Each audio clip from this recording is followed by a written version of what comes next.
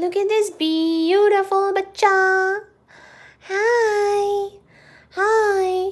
So I'm still getting settled. I just got back from getting my car from the shop. It needed a very important repair, and I was quite worried about, you know, all these things that were potentially going on, but I actually got some good news regarding my car. So I am thankful for that. And here we are with the kitty cats, and we are live, and sorry for the delay. Here we are. Here we are. Here we are. Hopefully more people and more of our friends will come to know about this live and join us soon here. But here we are. We're gonna hang out with some kitty cats. I always keep it a surprise. If you're new here, we won't tell you exactly how many kitty cats, but you'll find out during the live stream. And if you're seeing this video as a live replay later on, once it posts, hi Fuji, then welcome if you're joining live, and do leave us a comment, and of course dominate the chat during the live stream as well. I'm gonna share the live using my laptop so that I don't kill this live accidentally, and I will be over here. Nifty, hi Nifty, how are you? Hi, we're ready with our live for today. How are you, Nifty? Nifty is an old friend. We have chatted on the live streams before.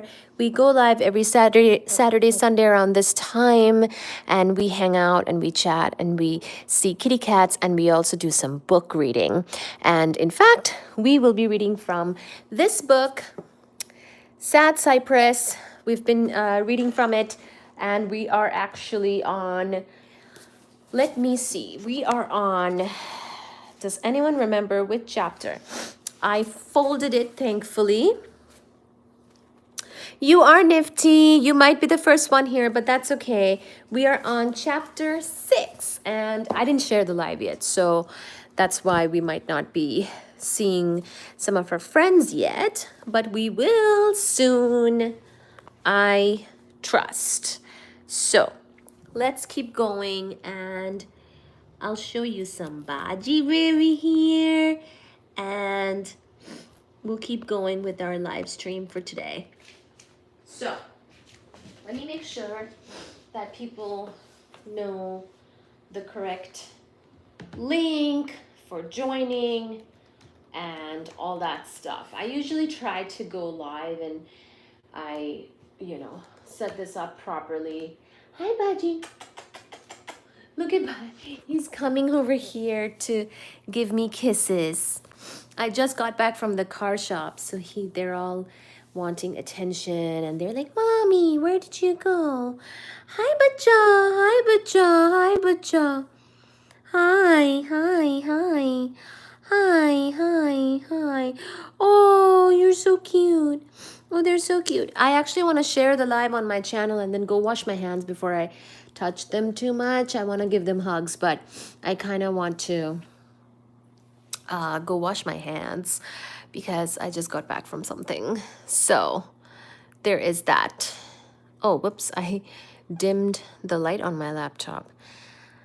Hi, Martha. Hi, Martha. How are you? Hi, Lena. Hello, I'm back. Oh, Baji. Oh, hi, Lena. How are you? If you guys could also help to share this live, that would be amazing. I just like to let our friends know that we are, in fact, alive and that we are getting ready to chat and hang out, and we will see kitty cats, and we will see Fuji. Fuji just saw me bring in his treats, and so he wants some, and he knows exactly where they're kept, so he's not to be fooled. They had their breakfasts and lunches and all that, so I'm not really trying to give them a treat, but it just so happens that the shopping of it was done, and he knows, and so he's grumbling, and he's trying to get it himself, self-service himself with his treatos. Lena says, great. Yes, thank you so much for joy. Look at Suji. We are live. I'm posting on our channel. Yeah, sorry. It always takes me a minute because I have to get everything posted and shared so people know that we've gone live. And today, with all the things going on, their food came and I had to go get my car. It's a little crazy. House might even be a little messy, but that's okay. That's okay. We're here, we're hanging out, and we're gonna read as well. Preppy Girl says, whoa, cute. Oh, thank you so much. Thank you everyone who's joining. Thank you so much for your support. Thank you for being here, really appreciate it. I'll put you down right here for a second while I go wash my hands, and I already have my coffee ready in a flask, good to go, and we will start reading after we catch up for a little bit. So that's what I generally do on these live streams. I know it can seem a little slow, and sorry about that if you're, really waiting to jump into the book.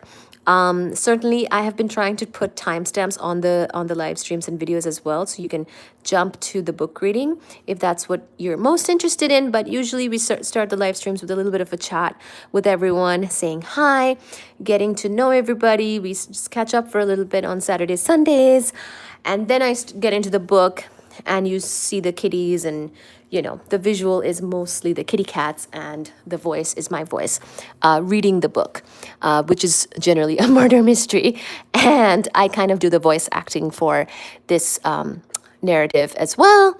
And it's a lot of fun, actually. It's a kitty cat and book club kind of vibe going on here. So again, welcome to everybody. Thank you so much for being here. Please share with a friend, and then you can dominate the chat with that friend if you'd like. And if you're putting anything in the comments, which is most welcome, please do, keep chatting and saying your thoughts in the chat, and sharing about your day and your thoughts in the chat. And I always read your comments and chat messages in between my reading if I'm not currently looking at it at that exact moment. So I still always get to everybody. So yeah, thank you so much. I see Nifty, Martha, Lena, Preppy Girl. There's a few more on the live. Whenever you feel comfortable, do say something in the chat. And even if not, enjoy. Thank you so much for being here. Get comfortable, get cozy, get some popcorn, get a coffee, get a tea, water, and get under a blanket if it's cold. And we will be, hanging out and reading for a couple hours. So get comfy. BJ is saying Sleepy Baji. Yes, hi. I believe BJ is joining from Korea. How are you, my friend? I think I saw you on my live on Thursday. So apologies for not being able to read the full name here, but one of these days I really need to learn Japanese, Korean, and some of these other Asian languages that I don't know yet. But I do would like to understand them better, and other languages too. Sometimes there is someone who joins on the live who teaches me Italian, actually. So hi, yes, I'm good. Oh, thank you for chatting, BJ, and everyone else. Here is Suji Mama. I don't know if you saw Suji yet, BJ. Surprise, there's also Suji. So most people who join on my Saturday, Sunday lives kind of have seen all the kitty cats. Touch wood, we have a nice family here. And, thank you, God, for these kitty cats. And thank you for being here. Richard says, that's a beautiful cat. Oh, thank you, Richard. That's a beautiful comment. Thank you so much. Oh, hi. Hello. Okay, so I started this new angle thing with Baji, where he's actually a great actor for this.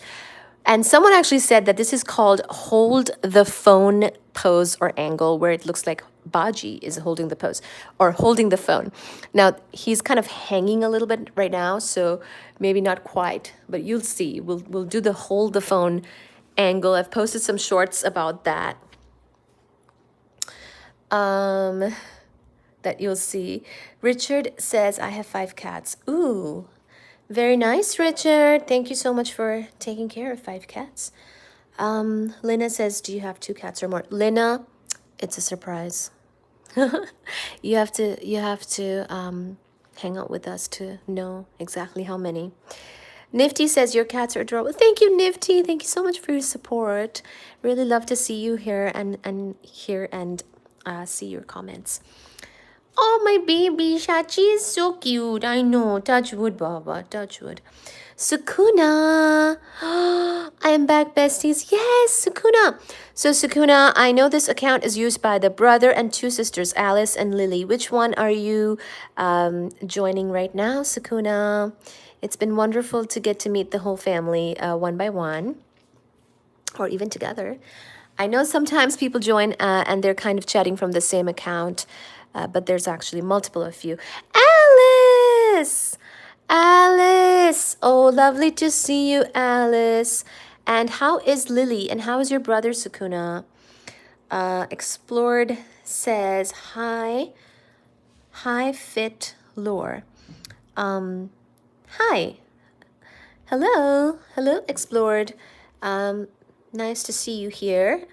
And Alice, so nice to see you. I think your brother's name might be Sukuna. So I hopefully, when I say Sukuna, I mean Alice. Sorry, I'm used to seeing the Sukuna name, but then I realized it's actually Alice or Lily or their brother. I've gotten to know a lot of you through these live streams, and I am thankful for that opportunity to connect more directly with the audience. Lily is sick and Jack or Sukuna is in bed. He's tired because of school. Oh no, okay. I'm glad that Jack is recovering, but I'm so sorry to hear that Lily is sick. I hope she feels better soon. I know, like, something's been going around. A lot of people have been telling me that she has the flu. Oh, that's no good. Well, hopefully she can feel better. Maybe she can listen to the book or just relax, close her eyes, or just take a nap. I totally understand if people just want to, doesn't have to be right now, but if people want to just listen to this live stream or the videos after they post in the background while you're doing something else, or you're resting, I totally understand. We make soothing, relaxing, peaceful content. Generally speaking, people usually find this sort of relaxing and they like the voice and the kitty cats. So hopefully this is soothing. She has the flu. I'm gonna hand her the phone. Okay, Lily, feel better. Feel better, okay? We hope that you feel very, very well very soon. And thank you so much for joining. And you don't have to say much if you're not feeling good. Just sit back, relax, take a lie down. Hello, everybody. New guy. Good evening. Good evening, good evening. Sorry about the noise right now. Fuji Baba, let me unplug this because your snack time is actually later on. And I'm going to do their snack from the new snack source. Because, oh gosh, Baji did a big jump. New guy, thank you for being here. We're gonna keep reading. I know you were enjoying the reading from the Sad Cypress book, so we're gonna actually get started here very soon with that. I'm just saying hi to everybody and catching up for a little bit, for a few minutes. Sukuna says, I'll try. Oh, okay. I will take my medicine today. Very good, Sukuna / Lily. Please do take care Look at that. So I unplugged the auto feeder because I am actually gonna reset their snack and do the new snack that came in today. But Fuji's being a little bit rambunctious with it. Fuji! No, Fuji! Fuji! No, baby! Fuji? Fuji? Fuji? Fuji? No, Fuji. Let's not be naughty right now. Let's get settled. They've had their meals already. It's just because I came home that they're I might have to give them a bit of a snack for them to settle down. It's because I came home and let me actually do this. Let me set this here for a second so you can still kind of see what's going on, although there's not a very good spot. It's because I have been,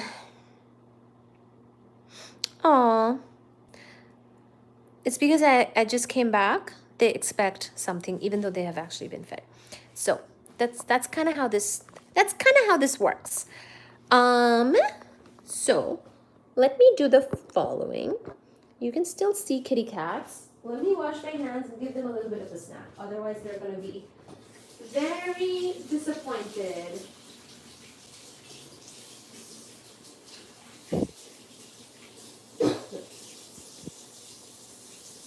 And then I have my coffee ready. We're gonna get started with the book because I know people want the voice content of the book. Hi, Baji. Well, Baji just gave me a kiss.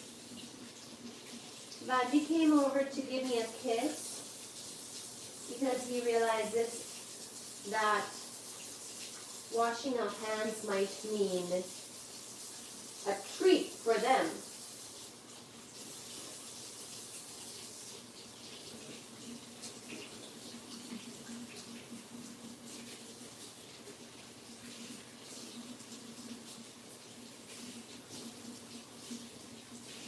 Yes, they're very persistent indeed with their requests for snack. They don't exactly let it go. So, here we are. I'm going to take out a little bit from here and give it to them. Here you go.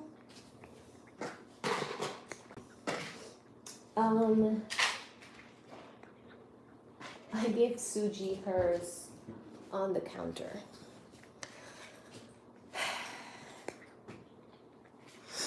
Gotta love cats. They always listen to how our days went. I like to listen to stories. Oh, very nice. You might fall asleep. That's okay, Sukuna. You can take a little nap while we connect here on the live stream and we can chat and I can do the book reading. I think you'll enjoy. So true, Budsville. Hi, Budsville. That's a beautiful cat. Thank you, Budsville. Thank you so much for joining once again. Everybody, just give me one more minute or two and I'll give them a little bit of this treat that they want because this will make sure that they're not super hungry, even though they were fed earlier, all their meals. It's just they need a snack right now because mommy's home. Whenever I come home from anywhere, they kind of just expect a little bit of a something. Budsville says hi. Yes, ma'am. Oh, thank you. FBI says hi. Hi, FBI. How are you? Okay.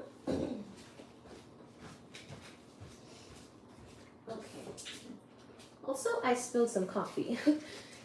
This is making it so that I also clean up here.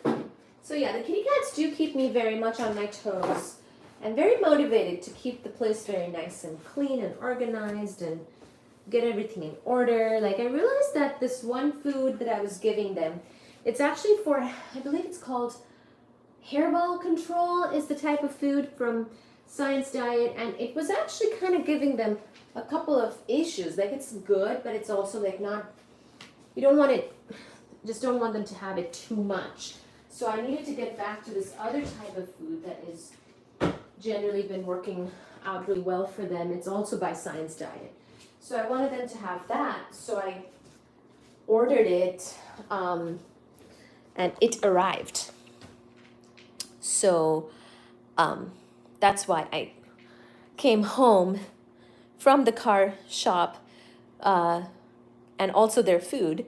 So they got very, you know, expectant about getting food because they just saw their food come in. And they know where all this food is stored. So they constantly go over to the cabinets and try to open it themselves and self-service themselves, little babies. So cute. Oh, thank you. Thank you, BJ. Okay. Now that we've done that, I will get started with the first chapter.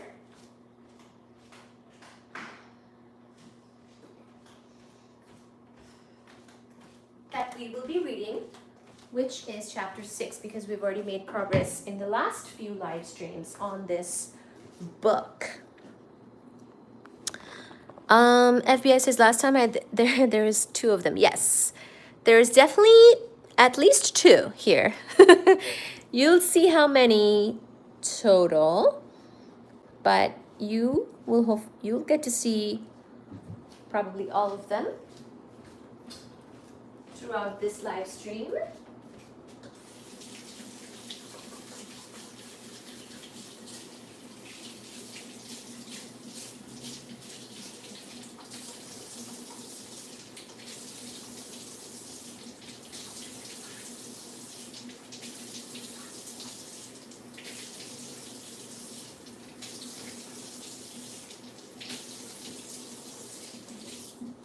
Sorry, I have to wash my face.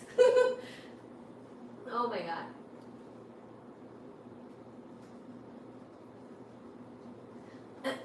You're just getting the full experience today. Okay, is everything in order? Suji Fuji Baji. Damn, I love cats. And the sound they make. Aww. Aww. Indeed, they do make very nice faces and sounds. Shona Suji. Oh, look at her face, Vij. It's a very Vij. Mine can eat rice as well. Oh, yes, yeah. Some of their food has rice mixed with it. Some of their wet food. Actually, even right now, I think they have a wet food they're eating with a bit of rice in it. So certainly, that makes sense. That makes sense. Here's Suji Mama. And here is Baji Baba. Baji, here's your hold the phone angle that people liked in your shorts. In Baji's shorts. Hi, no wonky. Hi. Cute Baji, yes. Grape juice. Oh, wow. I didn't know about the grape juice. Baji, are you going to hang out on the couch? Where do you want to be, Baji? Where do you want to be? He's over here in the corner now. Look at that. Baji! Baji! Baji hiding? He's a majestic cat. Baji, look. Baji, they think you're majestic. Majestics. Very nice. Okay. All right. I'm gonna get my book ready. So how this works, my new friends, is that we show the kitty cats during this live stream. So we get to hang out, we get to chat about kitty cats, about anything life related, and then indeed we also, as for the voiceover, we voice act and read from a murder mystery book. So that's what we're going to be doing right now. Look at his tail. Look at his tail. Do cats came first or big cats? What do you think? Well, that's a great question. Do tell us, FBI, about your thoughts about cats or big cats, this is actually an interesting topic. I would be very... Oh my god, did you see that? Suji is play fighting with Baji. Did you see that? So Suji and Fuji have a very natural hunting instinct, and sometimes they sort of jump each other and they pounce as a way to be a little bit naughty with each other and kind of like hunt each other, but like they're not really hurting each other, but they hunt. They have a very strong natural hunting instinct, some of them more than others. Baji, well, Baji, he's very sweet and docile. He generally does not hunt too much. I think cats are smaller version of big cats. Yeah, I tend to, I would think so too. I think cats are smaller version of big cats. They evolved later. Yeah, everyone chime in. I think big cats come first, then cats. Yes, I think we're all in agreement. That's kind of what you think. Yes. Okay, I'm gonna type.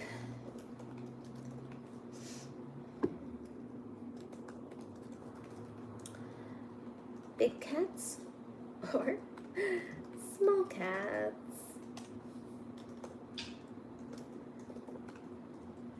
What you like more? Look at where Baji went. He has jumped up.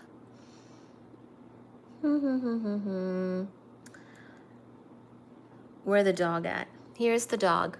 This is it. Baji's the doggy here. All right.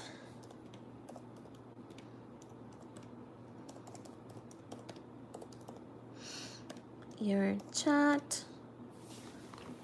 We'll come over here.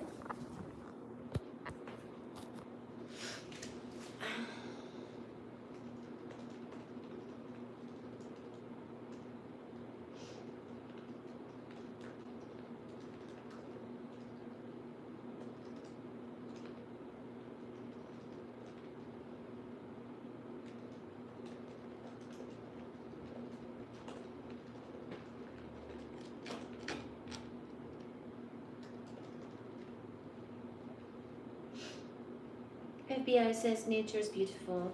Agreed. Let me pin that message. I'll be reading your chat messages in between book readings as usual. Dominate the chat. Dominate the chat. In the meantime, it's some fun cat facts. That would be amazing if you share your fun cat facts in the meantime. So cute. I love cats. Tori! Hi, Tori. How are you? FBI says nature's beautiful. And we also have Kaina Dong, make those cats fight each other. Certainly not. Certainly not. They're very loving kitty cats and babies, and they play fight. But right now, more like chilling, and I don't make them do anything. They do their own thing. So in this channel, we just kind of let things chill, as in we just kind of chill and we follow the natural order of Mother Nature. Whatever happens or transpires naturally is what we kind of do here. We don't make anyone do anything. But right now, more like chilling. Everybody loves cats, even when they say no, they do love cats from within. Those cats need to fight so that we'll know who the... Oh, the alpha is... We do know who the alpha is. I have a cat. Her name is Lex. Tori! Yay! Very nice. Tell us about Lex and... Tell us about your own kitties. If have them. Catherine. Hi, Catherine. How are you?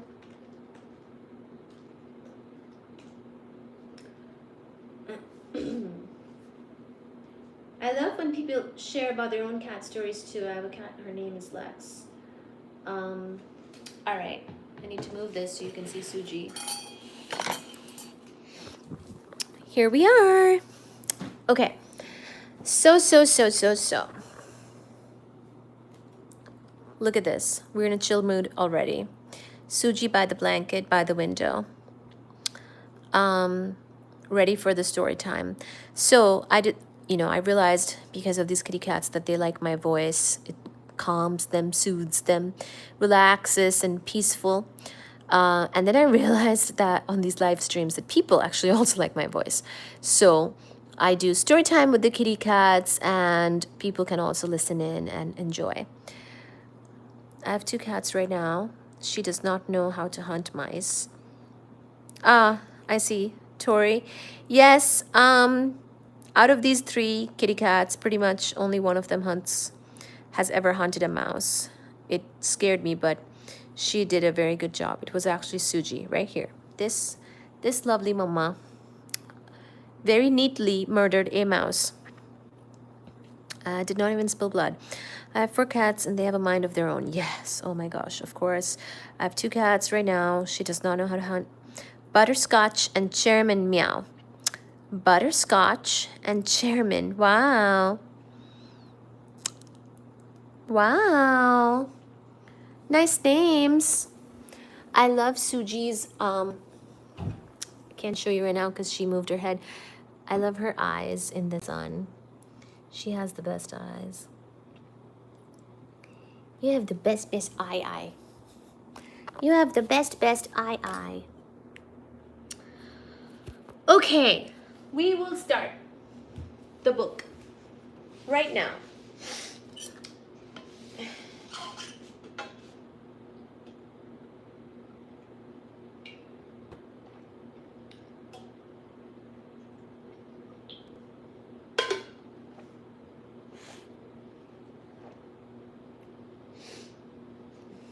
Peppy, Snow, Oreo, Kuzo. She can't touch bones from the window. Those are my cats. Aw, Peppy, Snow, Oreo, and Kuzo.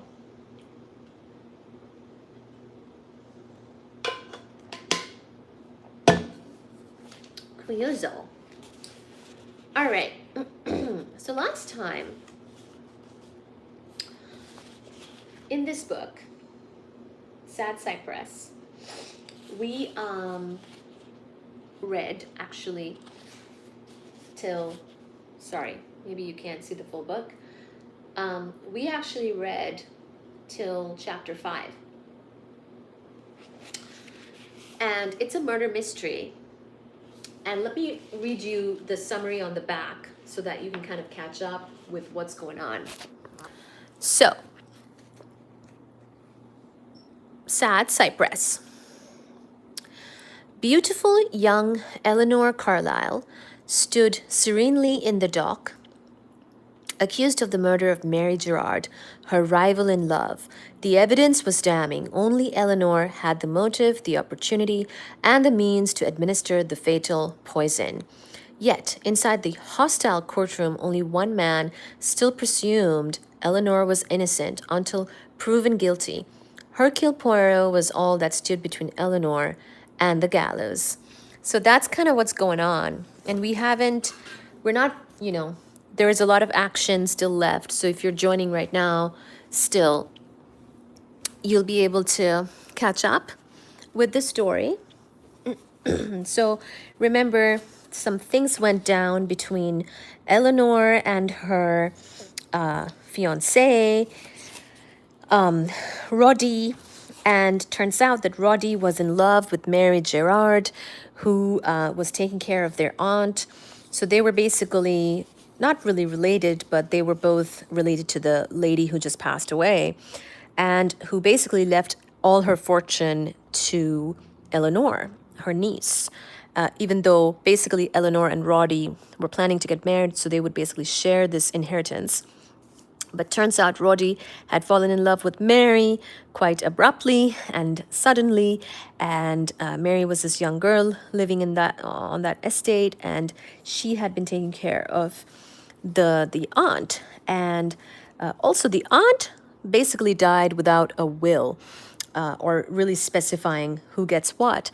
So it turns out that Eleanor actually, as the next of kin, gets everything, and so she had been working on basically figuring out who gets what, sort of after the fact. So she made out a sum of money to Mary. She also talked to Roddy about, does he want a part of it? Even though now at this time she actually knows that, they're basically breaking off the engagement. She returns his ring. She breaks off the engagement, tells him, to take a break. She actually suggested very lovingly to Roddy that he could go on a trip and just kind of take care of his business, take care of himself, sort out his mind, and see if he wants to come back to the relationship between them or pursue Mary. So he was very, or she was very giving to their relationship. Sad Cypress sounds Egyptian. That could be. That very well could be. I love this part. FBI says, story time. Oh, good. I'm so glad that you love this part. Me too. I love the cats, the books, the book reading, the kitty cats, everything. You guys, your chat messages. We used to have a cat named Bully, but one day he going out. Oh, are you Therian? I'm not sure what the meaning of the word Therian is. I must look it up, though. Must be a male cat. This one, Suji, is a female. Baji is male, and Fuji is male.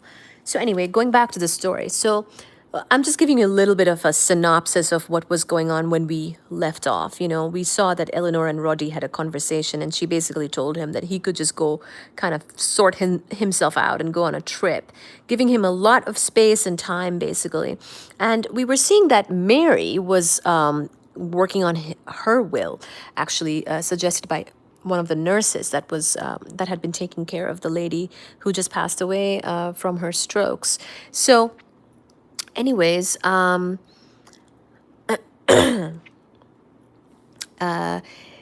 that's kind of what was going on. And we, of course, know that Eleanor has difficult emotions at this time because, she's losing Roddy. She really loves him and cares about him more than she lets on. And also she knows that, this Mary girl is the one that he likes now. And she has complex emotions with regard to Mary. So anyway, chapter 6 starting off right now. Letter from Nurse O'Brien to Nurse Hopkins, July 14. So it looks like this. We're going to be reading a letter that Nurse O'Brien has written to Nurse Hopkins. July 14th, Labrador Court. Dear Hopkins, have been meaning to write to you for some days now. This is a lovely house and the pictures, I believe, quite famous. But I can't say it's as comfortable as Hunterbury was, if you know what I mean. Being in the dead country, it's difficult to get maids, and the girls, they have got a raw lot. And some of them not too obliging, and though I'm sure I'm never one to give trouble, meals sent up on a tray should at least be hot. And no facilities for boiling a kettle, and the tea not always made with boiling water. Still, all that's neither here nor there. The patient's a nice, quiet gentleman, double pneumonia. But the crisis is past and the doctors say going on well. What I've got to tell you that will be really interesting to you is the very queerest coincidence you ever knew. In the drawing room, on the grand piano, there's a photograph in a big silver frame, and would you believe it, it's the same photograph that I told you about, the one signed Lewis that old Mrs. Wellman asked for. Well, of course, I was intrigued, and who wouldn't be? And I asked the butler who it was, which he answered at once, saying it was Lady Rattery's brother, Sir Lewis Rycroft. He lived, it seemed, not far from here, and he was killed in the war. Very sad, wasn't it? I asked casual like, was he married? And the butler said yes. But that Lady Rycroft went into a lunatic asylum, poor thing. Soon after the marriage, she was still alive, he said. Now, isn't that interesting? And we were quite wrong, you see, in all our ideas. They must have been very fond of each other, he and Mrs. W., and unable to marry because of the wife being in an asylum. Hi, Fuji. Just like the pictures, isn't it? And her remembering all those years and looking at his photograph just before she died. He was killed in 1917, the butler said. Quite a romance, that's what I feel. Have you seen that new picture with Myrna Loy? I saw it was coming to Maidensford this week. No cinema anywhere near here. Oh, it's awful to be buried in the country. No wonder they can't get decent maids. Well, goodbye for the present, dear. Write and tell me all the news. Yours sincerely, Eileen O'Brien. So that was the letter from Nurse Hopkins to Nurse O'Brien, from Nurse O'Brien to Nurse Hopkins. And here is letter from Nurse Hopkins to Nurse O'Brien, July 14th, Rose Cottage. Dear O'Brien, everything goes on here as much as usual. Hunterbury is deserted. All the servants gone and a board up for sale. I saw Mrs. Bishop the other day. She is staying with her sister, who lives about a mile away. She was very upset, as you can imagine, at the place being sold. It seems she made sure Miss Carlyle would marry Mr. Wellman and live there. Mrs. B says that the engagement is off. Miss Carlyle went away to London soon after you left. She was very peculiar in her manner once or twice. I really didn't know what to make of her. Mary Gerard has gone to London and is starting to train for a masseuse. Very sensible of her, I think. Miss Carlyle's going to settle £2,000 on her, which I call very handsome and more than what many would do. By the way, it's funny how things come about. Do you remember telling me something about a photograph signed Lewis? Is that Mrs. Woolman showed you? I was having a chat the other day with Mrs. Slattery. She was housekeeper to old Dr. Ransom, who had the practice before Dr. Lord. And of course, she's lived here all her life and knows a lot about the gentry round about. I just brought the subject up in a casual manner, speaking of Christian names and saying that the name of Lewis was uncommon, and amongst others, she mentioned Sir Lewis Rycroft over at Forbes Park. He served in the war in the 17th Lancers and was killed towards the end of the war. So I said, he was a great friend of Mrs. Wellman's at Hunterbury, wasn't he? And at once she gave me a look and said, yes, very close friends they had been. And some said more than friends, but that she herself wasn't one to talk. And why shouldn't they be friends? So I said, but surely Mrs. Wellman was a widow at the time. And she said, oh, yes, she was a widow.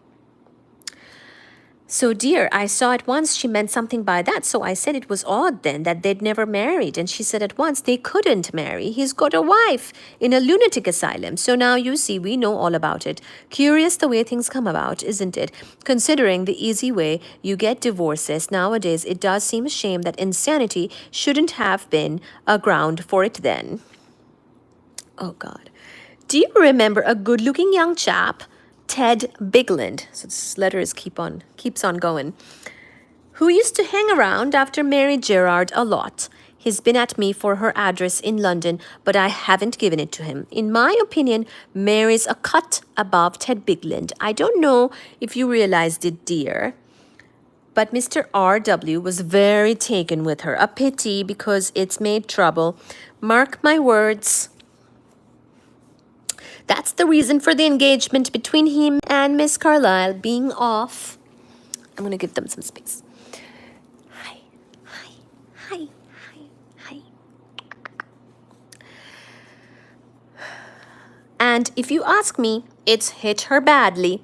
I don't know what she saw in him, I'm sure. He wouldn't have been my cup of tea. But I hear from a reliable source that she's always been madly in love with him. It does seem a mix-up, doesn't it? And she's got all that money, too. I believe he was always led to expect his aunt would leave him something substantial.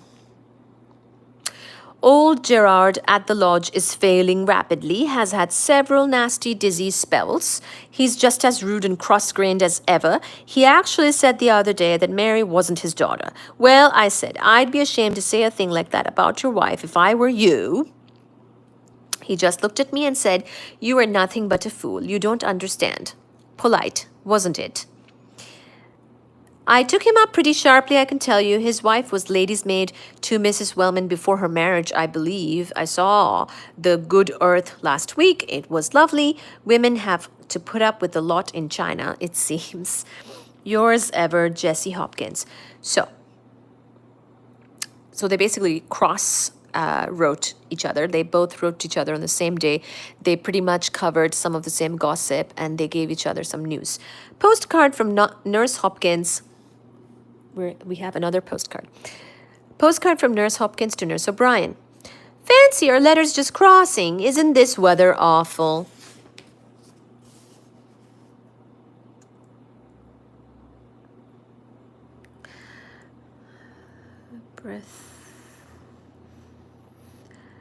Breatharian. Sorry, I got distracted.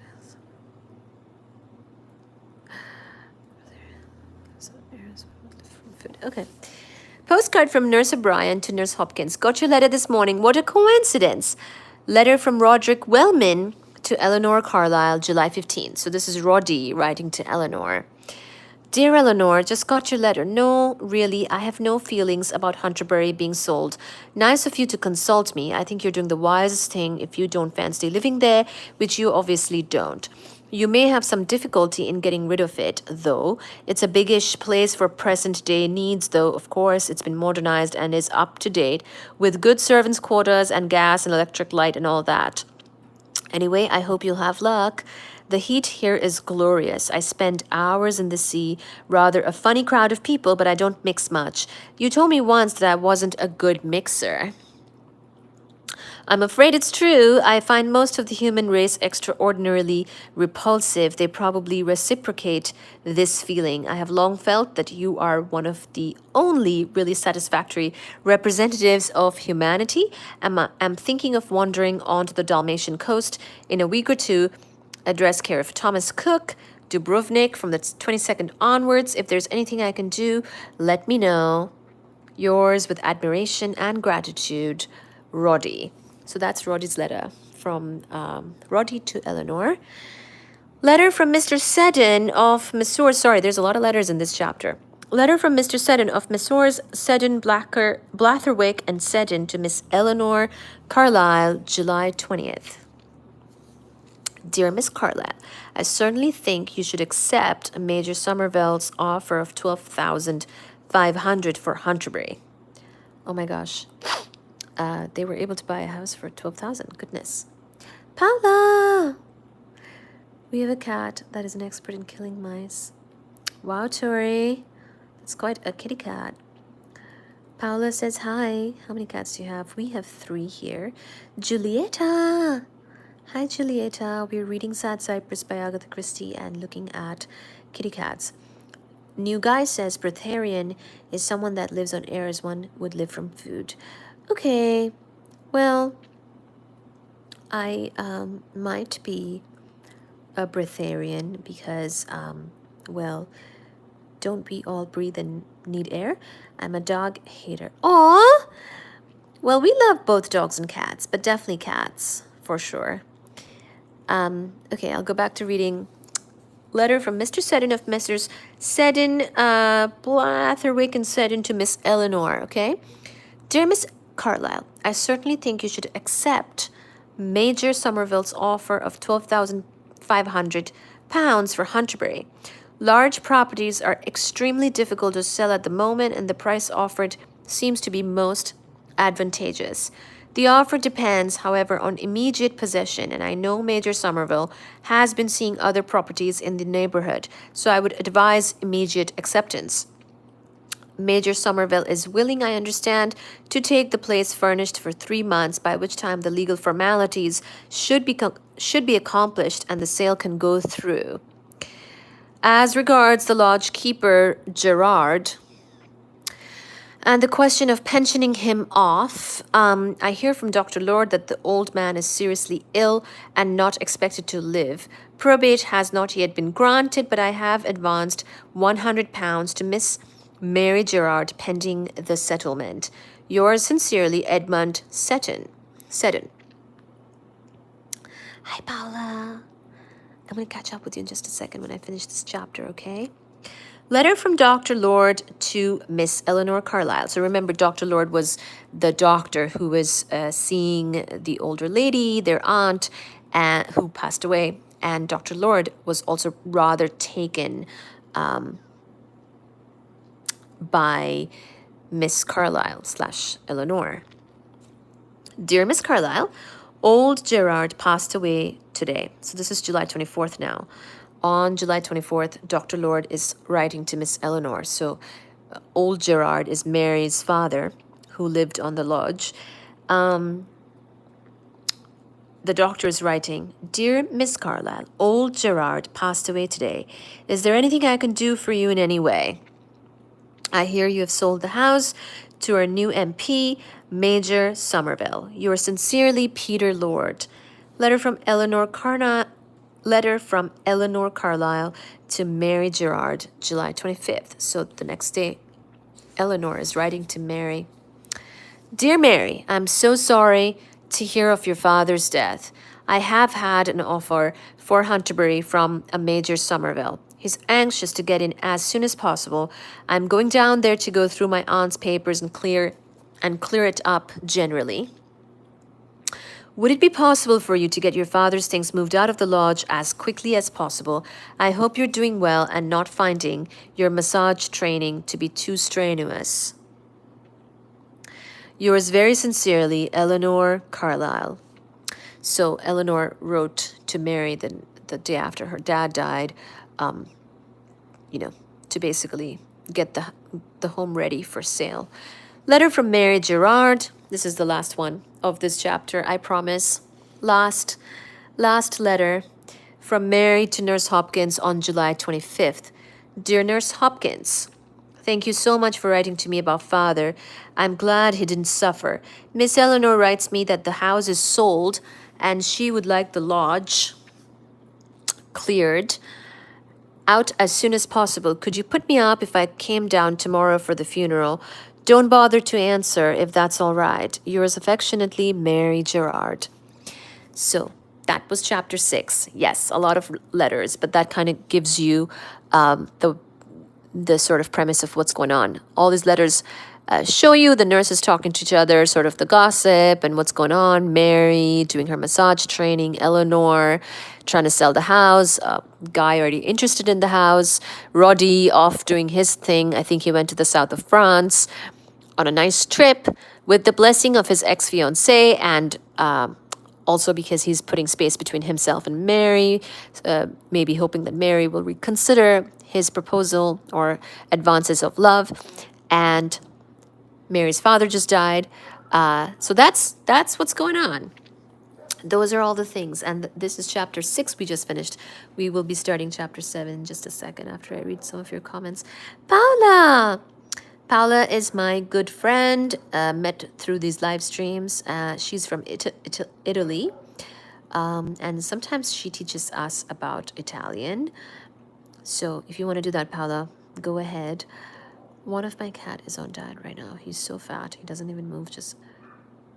Oh my gosh. Tori says he got in a fight with a possum. Oh, Lex? How many cats do you have? 3. I think Tori said that her cat's name is Lex. And I do see a cat picture in your profile. So Lex is a black calico cat. Ooh, very pretty. Very pretty. Look, Fuji's cleaning himself. Oh, my Baba. Oh, my Baba. My baby, my Shona. And here is Suji. It's always a nice story when you read it. Thank you, FBI. Thank you so much. I'm so glad you're enjoying. Please do continue to enjoy. I'm going to go over to chapter 7 now, okay?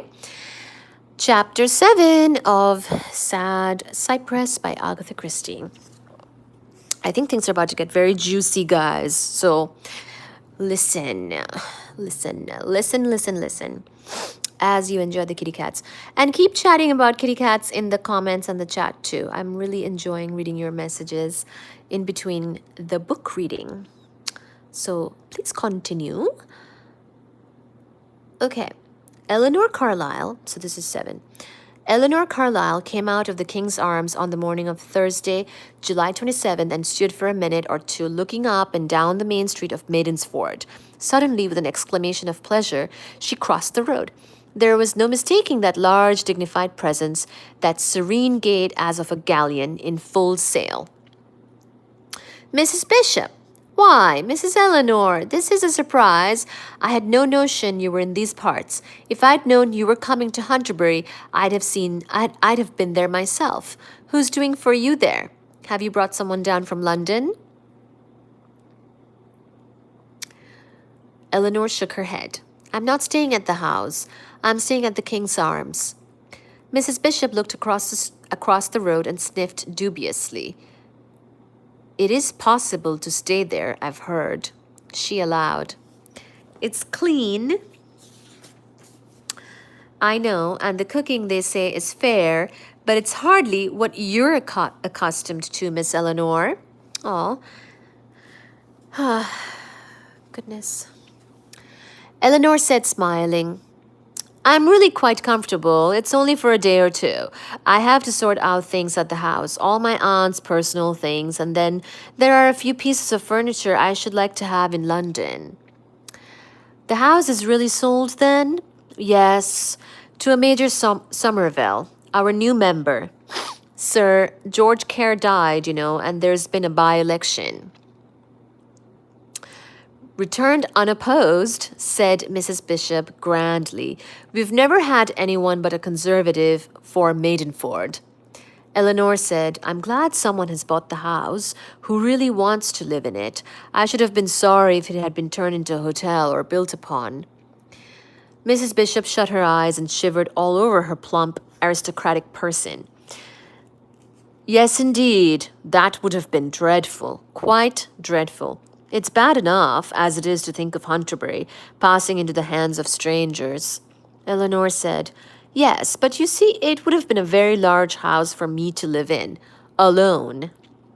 Mrs. Bishop sniffed. Eleanor said quickly, I meant to ask you, is there any especial piece of furniture that you might care to have? I should be very glad for you to have it, if so. Mrs. Bishop...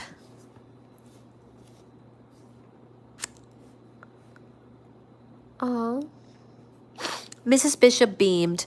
She said graciously, Well, Miss Eleanor, that is very thoughtful of you, very kind, I'm sure. If it's not taking a liberty... She paused, and Eleanor said, Oh, no. I have always had a great admiration for the secretary in the drawing room. Such a handsome piece. Eleanor remembered it, a somewhat flamboyant piece of inlaid marquetry. She said quickly, Of course you shall have it, Mrs. Bishop. Anything else? No, indeed, Miss Eleanor, you've already been extremely generous. Eleanor said, There are some chairs in the same style as the secretary. Would you care for those? Mrs. Bishop accepted the chairs with becoming thanks. She explained, I'm staying at the moment with my sister. Is there anything I can do for you up at the house, Miss Eleanor? I could come up there with you if you like. No, thank you. Eleanor spoke quickly, rather abruptly. Mrs. Bishop said, It would be no trouble, I assure you, a pleasure. Such a melancholy task, going through all dear Mrs. Wellman's things. Eleanor said, Thank you, Mrs. Bishop, but I would rather tackle it alone. One can do some things better alone. Mrs. Bishop said stiffly, As you please, of course. Oh, so Mrs. Bishop was, the housekeeper and very involved with that house, so I think she wanted to help Eleanor through this time, but Eleanor declined. She went on, The daughter of Gerard's is down here. The funeral was yesterday. She's staying with Nurse Hopkins. I did hear they were going up to the lodge this morning. Sorry, let me stretch my fingers a little bit. Eleanor nodded. She said, yes, I asked Mary to come down and see to that. Major Somerville wants to get in as soon as possible. This is getting good. Yes, nifty, it is. Eleanor nodded. She said, yes, I asked Mary to come down and see to that. Major Somerville wants to get in as soon as possible. I see. Eleanor said, well, I must be getting on now. So glad to have seen you, Mrs. Bishop.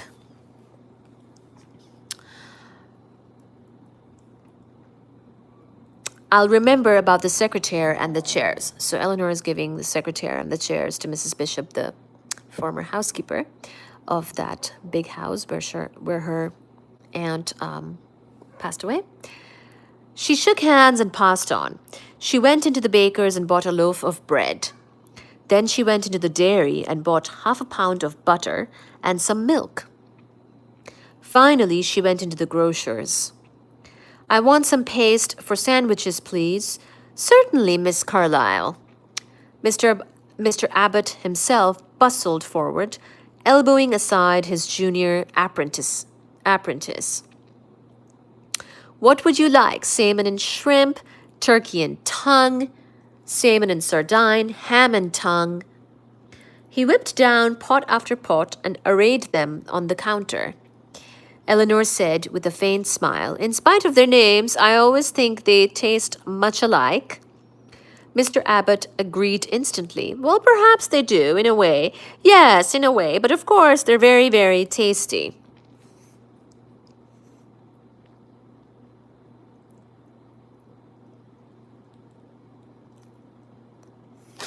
Eleanor said, one used to be rather afraid of eating fish pastes.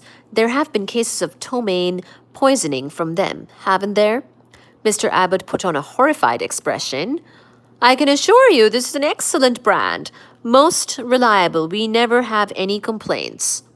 Eleanor said, I'll have one of salmon and anchovy and one of salmon and shrimp. Thank you. Goodness. So that was Sad Cypress Chapter 7, Part 1. This chapter has a few parts, so we just finished Part 1. She just did a little bit of shopping for some food, it seems. Nifty said, this is getting good. Yes. Everyone listen up. This is...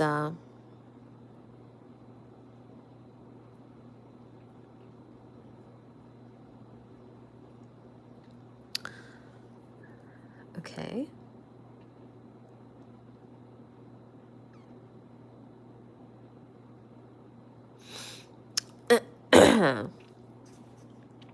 Part 2. Eleanor Carlyle entered the grounds of Hunterbury by the back gate. It was a hot, clear summer's day. There were sweet peas in flower.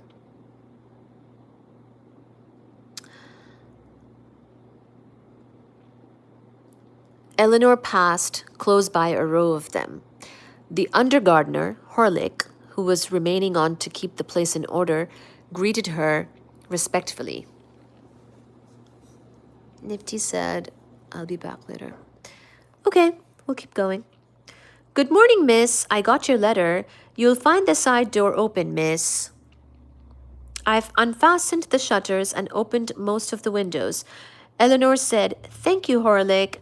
As she moved on, the young man said nervously, his Adam's apple jerking up and down in spasmodic fashion, excuse me, miss.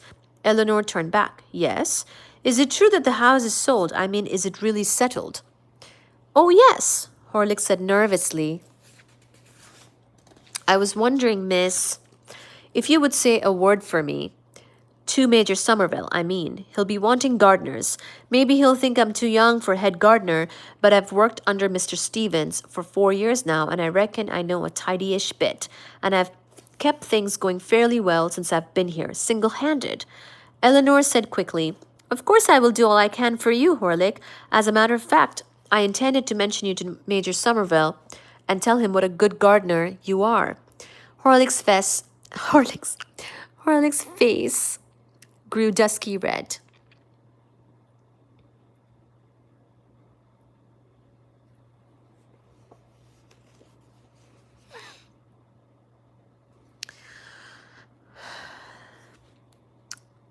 His face grew dusky red. Thank you, miss. That's very kind of you. You can understand it's been a bit of a blow, like Mrs. Wellman dying, and then the place being sold off so quick, and well, the fact of the matter is I was going to get married this autumn. Only one's got to be sure. He stopped. Eleanor said kindly, I hope Major Somerville will take you on. You can rely on me to do all I can. Horlick said again, Thank you, miss. We all hoped, you see, as how the place would be kept on by the family. Thank you, miss. Eleanor walked on. Suddenly, rushing over her like the stream from a broken dam, a wave of anger, of wild resentment swept over her.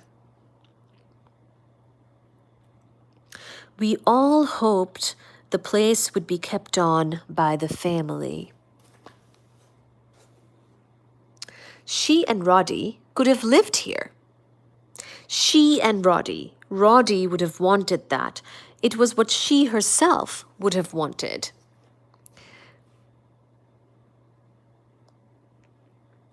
They had always loved Hunterbury, both of them. Dear Hunterbury, in the years before her parents had died, when they had been in India, she had come here for holidays. She had played in the woods, rambled by the stream, picked sweet peas in great flowering armloads, eaten fat green gooseberries and dark red luscious raspberries. Later, there had been apples. There had been places, secret lairs, where she had curled up with a book and read for hours.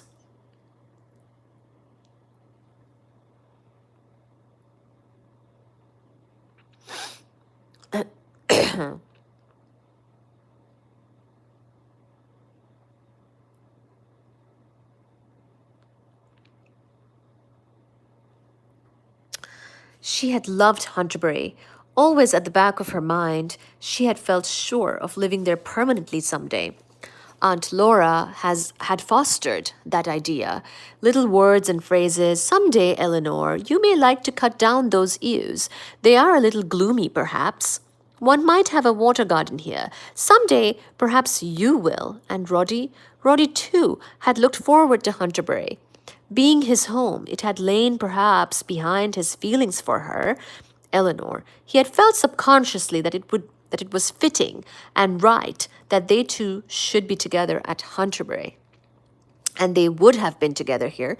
They would have been together here now, not packing up the house for selling, but redecorating it, planning new beauties in house and garden, walking side by side in gentle proprietary pleasure, happy, yes, happy together. But for the fatal accident of a girl's wild rose beauty. What did Roddy know of Mary Gerard? Nothing. Less than nothing. What did he care for her? For the real Mary. She had, quite possibly, admirable qualities, but did Roddy know anything about them? It was the old story, nature's hoary old story. Hadn't Roddy himself said it was an enchantment? Didn't Roddy himself really want to be free of it?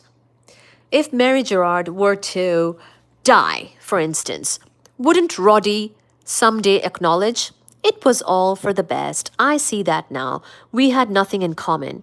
He would add, perhaps, with a gentle melancholy, she was a lovely creature. Let her be that to him. Yes, an exquisite memory, a thing of beauty and a joy forever. If anything were to happen to Mary Gerard, Roddy would come back to her, Eleanor. She was quite sure of that. If anything were to happen to Mary Gerard.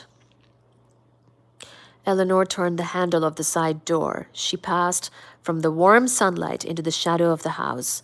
She shivered. It felt cold in here, dark, sinister. It was as though something was there, waiting for her in the house. She walked along the hall and pushed the baize door that led into the butler's pantry. It smelt slightly musty. She pushed up the window, opening it wide. She laid down her parcels, the butter, the loaf, the little glass bottle of milk. She thought, stupid. I meant to get coffee. She looked in the canisters on a shelf. There was a little tea in one of them, but no coffee. She thought, oh well, it doesn't matter. She unwrapped the 2 glass jars of fish paste. She stood staring at them for a minute. Then she left the pantry and went upstairs. She went straight to Mrs. Wellman's room. She began on the big tall boy, opening drawers, sorting, arranging, folding clothes in little piles. All right, that was part 2 of this chapter. We will continue in just a second. Let me read some of your some of your comments. Let me read some of your comments, and we'll continue with the reading. All right. Let me give Fuji a little bit of cuddles too.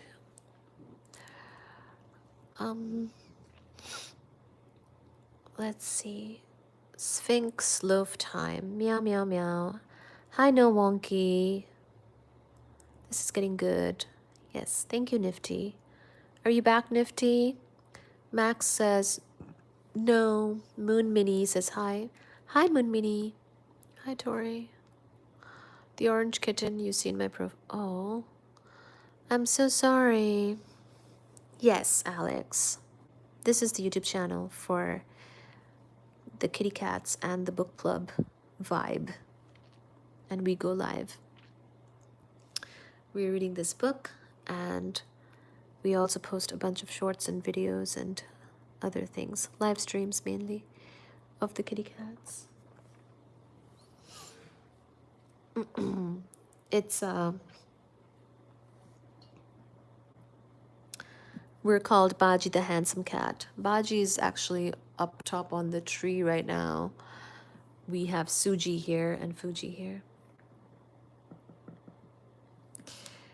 So we show kitty cats during the live stream, and I read from the book for the voiceover, and we do that on Saturdays and Sundays around this time.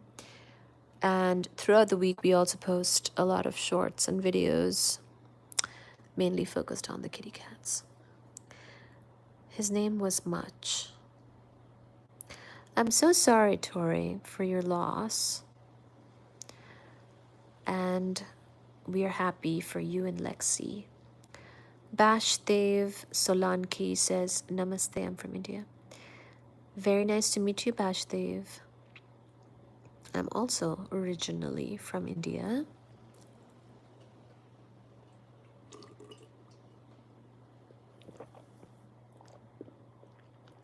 Taking a little bit of a coffee break. I'll get back to the reading in just a second here. Cheers.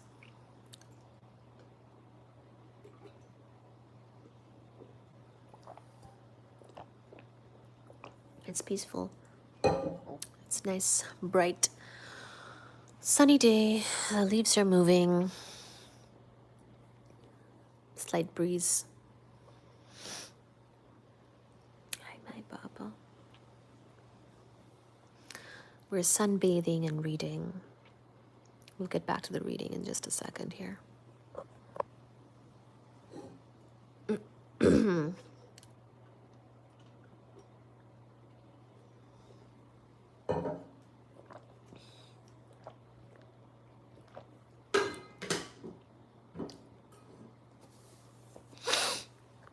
All right. Excuse me. Agatha Christie's at Cypress, Chapter 7, Part 3. In the lodge, Mary Gerard was looking around rather helplessly.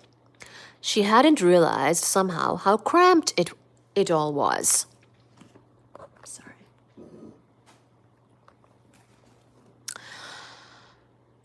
Her past life rushed back over her in a flood. Mom making clothes for her dolls, Dad always cross and surly, disliking her. Yes, disliking her. She said suddenly to Nurse Hopkins, Dad didn't say anything, send me any message before he died, did he? Nurse Hopkins said cheerfully and callously, Oh, dear me, no. He was unconscious for an hour before he passed away. Mary said slowly, I feel perhaps I ought to have come down and looked after him. After all, he was my father. Nurse Hopkins said with a trace of embarrassment, Now, just you listen to me, Mary. Whether he was your father or not, whether he was your father or not, doesn't enter into it. Children don't care much about their parents in these days, from what I can see, and a good many parents don't care for their children either. Miss Lambert at the secondary school says that's as it should be. According to her, family life is all wrong, and children should be brought up by the state. That's as may be, just a glorified orphanage, it sounds to me. But anyway, it's a waste of breath to go back over the past and sentimentalize.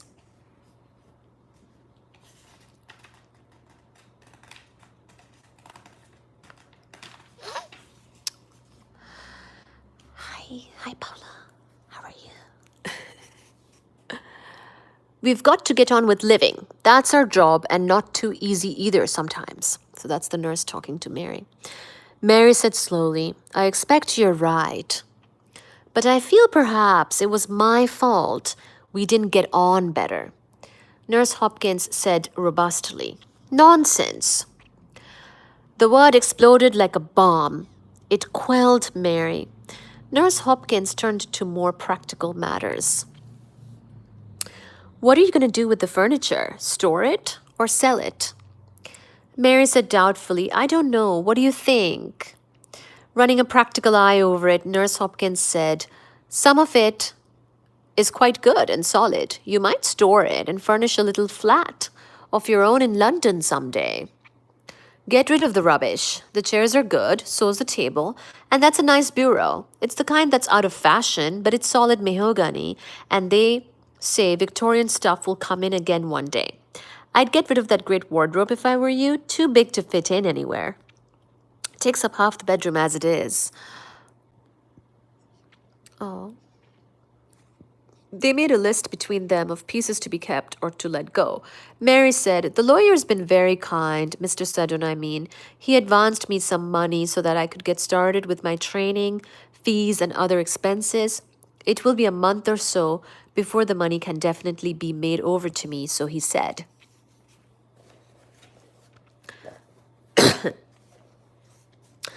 Nurse Hopkins said, sorry, 1 second. There's like a hair in Fuji's mouth. It's my hair.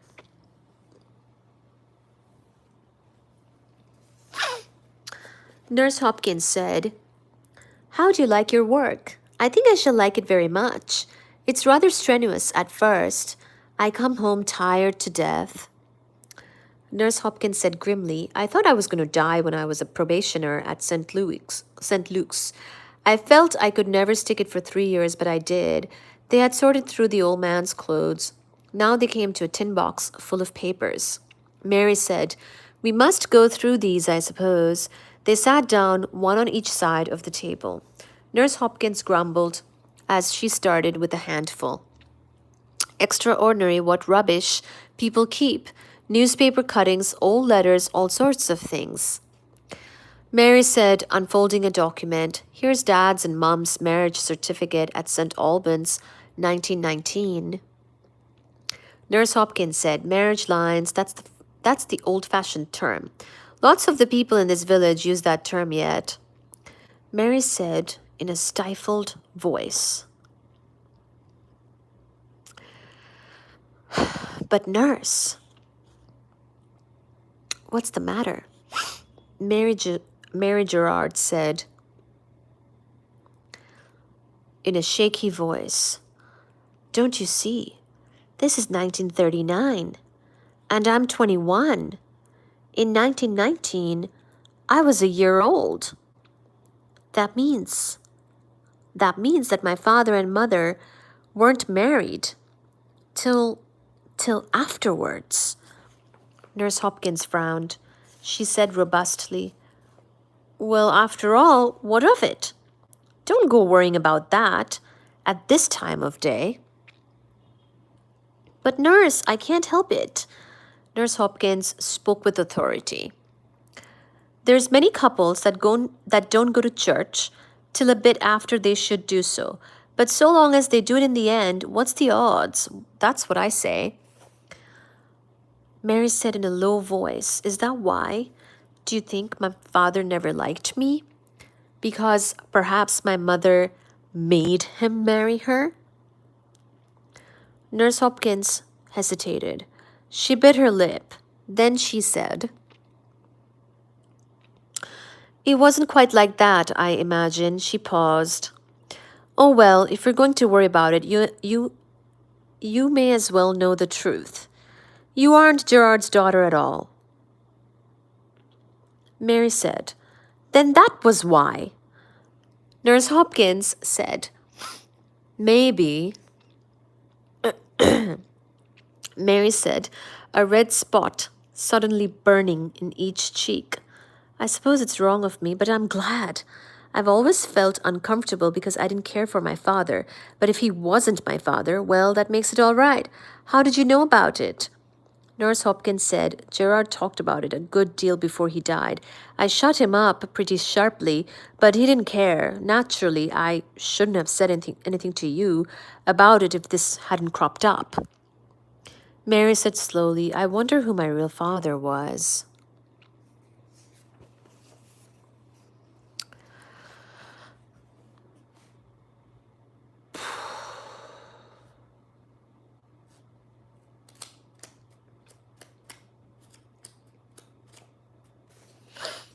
Nurse Hopkins hesitated. She opened her mouth, then shut it again.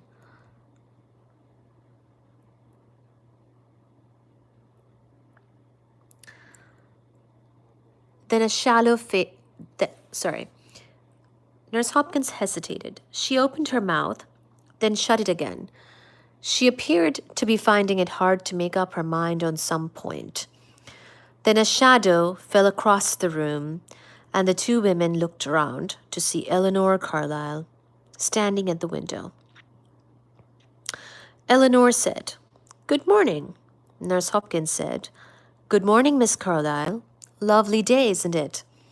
Mary said, "Oh, good morning, Miss Eleanor." Eleanor said, "I've been making some sandwiches. Won't you come up and have some? It's just 1 o'clock, and it's such a bother to have to go home for lunch. I got enough for 3 on purpose." Nurse Hopkins said in a pleased surprise, "Well, I must say, Miss Carlyle, that's extremely thoughtful of you. It is a nuisance to have to break off what you're doing and come all the way back from the village. I hoped we might finish this morning. I went round and saw my cases early, but their turning out takes you longer than you think." Mary said gratefully, "Thank you, Miss Eleanor. It's very kind of you." The three of them walked up the drive to the house. Eleanor had left the front door open. They passed inside into the cool of the hall. Mary shivered a little. Eleanor looked at her sharply. She said, "What is it?" Mary said, "Oh, nothing, just a shiver. It was coming in out of the sun."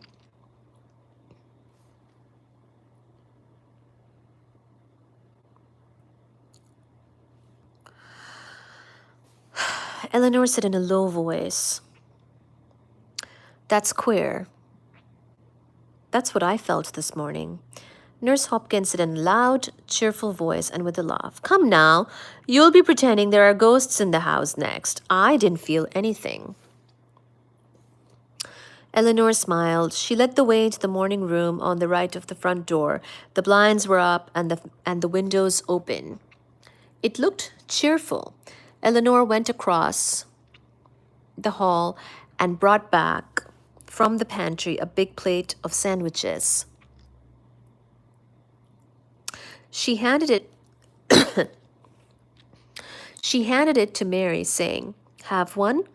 Mary took one. Eleanor stood watching her for a moment as the girl's even white teeth bit into the sandwich. She held her breath for a minute, then expelled it in a little sigh. Absent-mindedly, she stood for a minute with the plate held to her waist. Then, at the sight of Nurse Hopkins's slightly parted lips and hungry expression, she flushed and quickly preferred the plate to the older woman. Eleanor took a sandwich herself. She said apologetically, "I meant to make some coffee, but I forgot to get any. There's some beer on that table, though, if anyone likes that." Nurse Hopkins said Nurse Hopkins said sadly, "If only I'd thought to bring along some tea now." Eleanor said absently, "There's a little tea still in the canister in the pantry." Nurse Hopkins' face brightened. "Then I'll just pop out and put the kettle on. No milk, I suppose?" Eleanor said, "Yes, I brought some." "Well, then that's all right," said Nurse Hopkins and hurried out. Eleanor and Mary were alone together. A queer tension crept into the atmosphere. Eleanor, with an obvious effort, tried to make conversation. Her lips were dry. She passed her tongue over them. She said, rather stiffly, "You like your work in London?" "Yes, thank you. I'm very grateful to you." A sudden harsh sound broke from Eleanor. A laugh so discordant, so unlike her, that Mary stared at her in surprise. Eleanor said, "You need not be so grateful." Mary, rather embarrassed, said, I didn't mean, that is," she stopped. Eleanor was staring at her, a glance so searching, so, yes, strange, that Mary flinched under it. She said, Is anything wrong?" Eleanor got up quickly. She said, turning away, "What should be wrong?" Mary murmured, You looked," Eleanor said with a little laugh. "Was I staring? I'm so sorry. I do sometimes when I'm thinking of something else." Nurse Hopkins looked in at the door and remarked brightly, "I've put the kettle on," and went out again. Eleanor was taken with a sudden fit of laughter. "Polly, put the kettle on. Polly, put the kettle on. Polly, put the kettle on. We'll all have tea." "Do you remember playing that, Mary, when we were children?" "Yes, indeed I do," Eleanor said. "When we were children. It's a pity, Mary, isn't it, that one can never go back?" Mary said, "Would you like to go back?" Eleanor said with force, "Yes, yes." Silence fell between them for a little while. Then Mary said, her face flushing, "Miss Eleanor, you mustn't think—" She stopped, warned by the sudden stiffening of Eleanor's slender figure, the uplifted line of her chin. Eleanor said in a cold, steel-like voice, "What mustn't I think?" Mary murmured, I've forgotten what I was going to say. Eleanor's body relaxed as at a danger past. Nurse Hopkins came in with a tray. On it was a brown teapot and milk in 3 cups. She said, quite unconscious of anticlimax, "Here's the tea." She put the tray in front of Eleanor. Eleanor shook her head. "I won't have any." She pushed the tray along towards Mary. Mary poured out 2 cups. Nurse Hopkins sighed.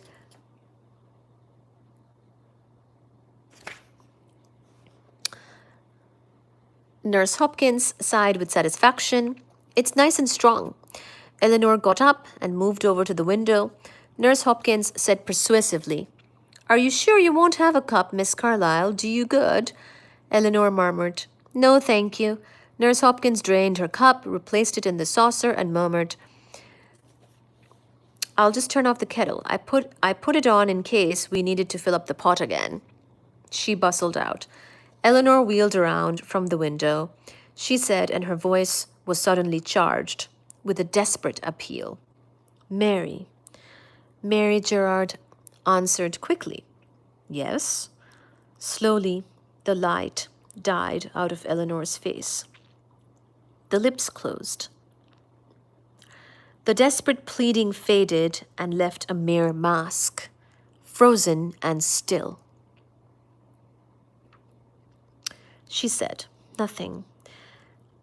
The silence came down heavily on the room. Mary thought, how queer everything is today. As though we were waiting for something. Eleanor moved at last. She came from the window and picked up the tea tray, placing on it the empty sandwich plate. Mary jumped up. Oh, Miss Eleanor, let me. Eleanor said sharply, No, you stay there. I'll do this. She carried the tray out of the room. She looked back once over her shoulder at Mary Gerard by the window, young and alive and beautiful.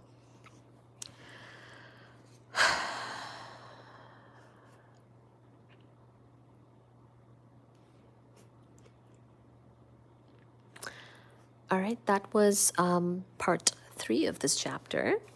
Pretty tension-filled. Paula asked me, how am I doing? Hi, Paula. Tori, I see some of your messages were retracted when we rescued Much from a mud puddle. Thank you so much for rescuing the kitty cat, Tori.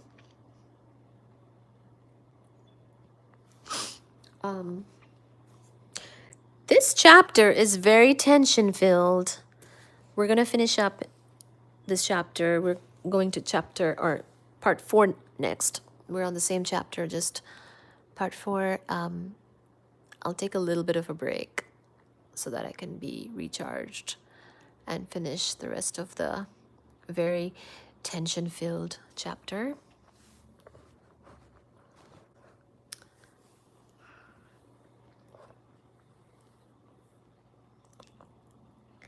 Hi, Fuji. I'll give Fuji some cuddles. Hi, my baby. Hi, Fuji baby. Some of my messages were not what I am, wanted to sing some glitched. Some of your messages glitched, Tori. Sorry about that. You can retype them. Hopefully we'll be able to see your messages. You can put them in the chat again. Look at this one. Look at this one, baby, baby, baby. Baby, baby, baby. Yes. Okay. Yeah. Go for it. Go for it, Tori. This is a very important chapter, so we will make sure that we are fully charged up. In fact, I'm sorry. I'm going to charge my phone real quick. Oh. Give me 1 second. Let's take a little bit of a break. A couple minutes, okay? Let me charge my phone. It's got charge, but I just want to make sure that I can finish the chapter comfortably. So,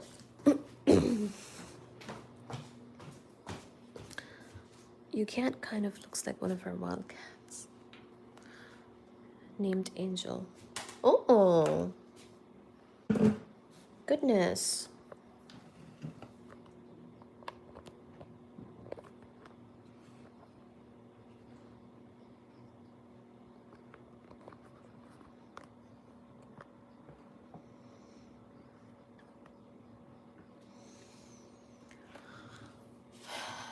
Just charging. I'm just charging real quick, okay?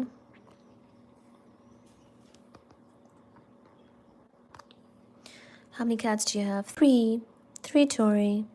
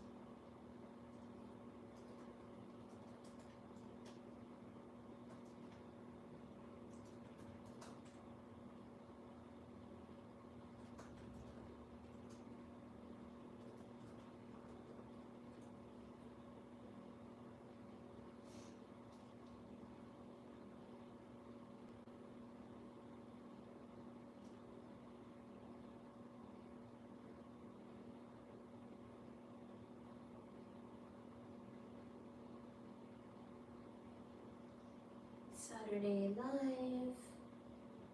I'm just checking what I call this.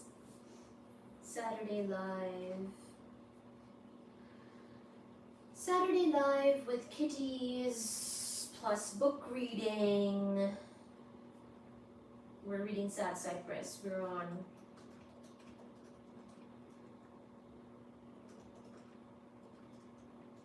Nebula. My name is Nebula, like the galaxies. Love it! Nebula.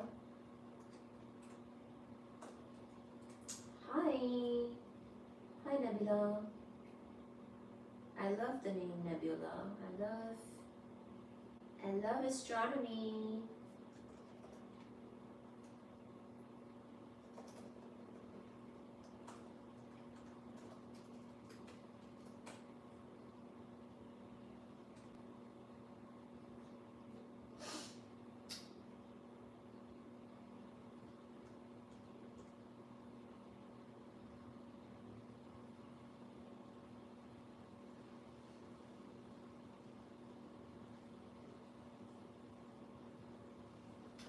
It would be amazing if everyone could please like the live and share it too with a friend. And then you can dominate the chat with your friend while we keep reading and show kitty cats. Just charging for a little.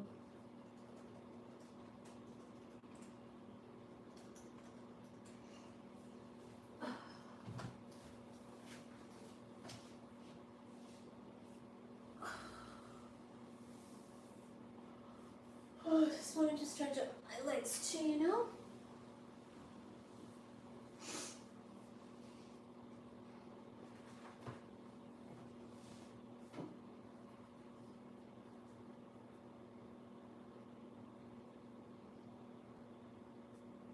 Knuckles, the echidna with the crown galaxies in the background.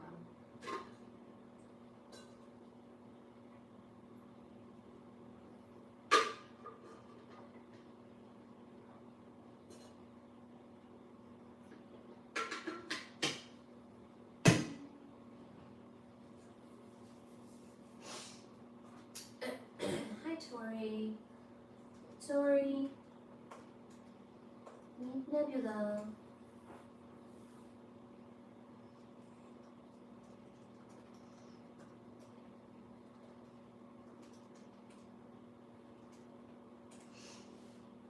All right.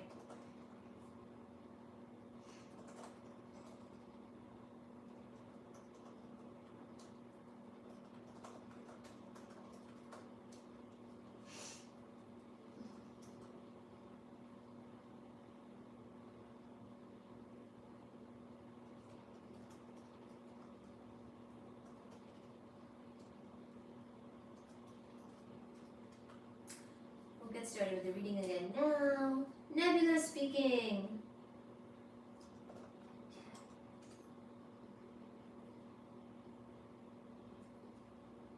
Pretzel. Going to get a snack. Go get a snack. We'll wait.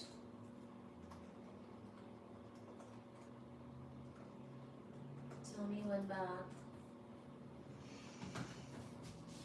I'm gonna also get a snack. Why not? Oh, Fuji! Fuji! When I said snack, he perked up.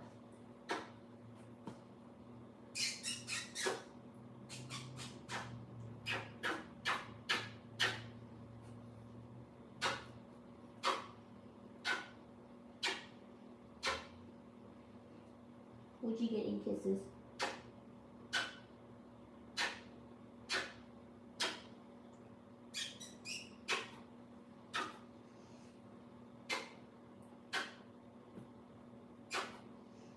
Love you, Fuji.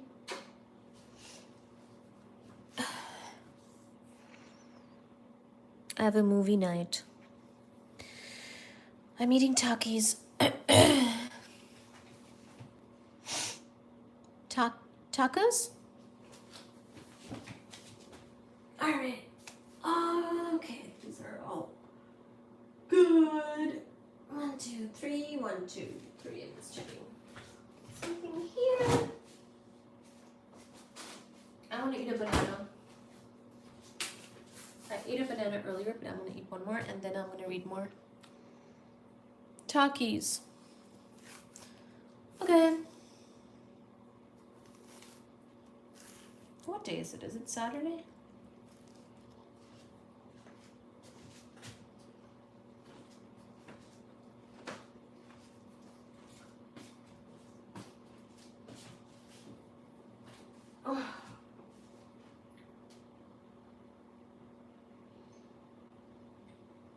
Oh. It's like a tortilla and it's deep fried with spicy toppings on it. Ooh. Oh my god. Making us hungry.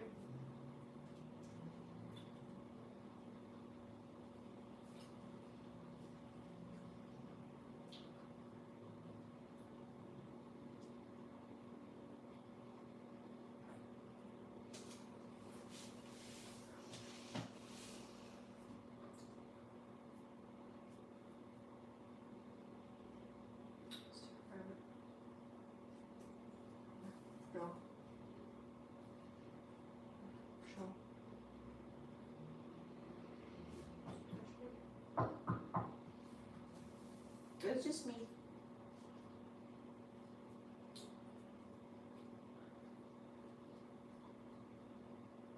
Pizza?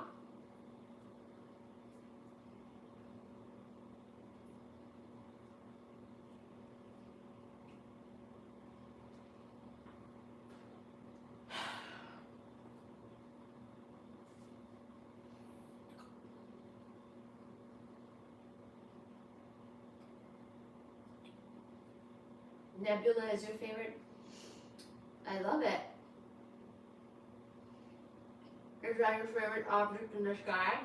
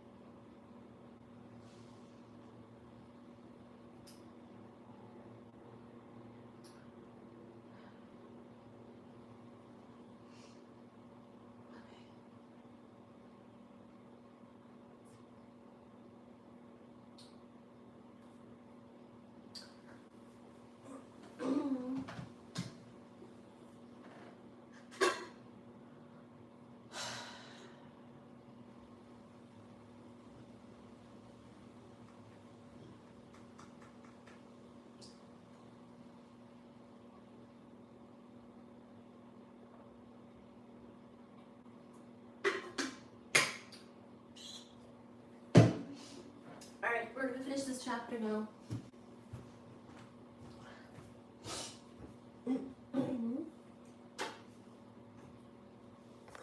Kiss to Fuji.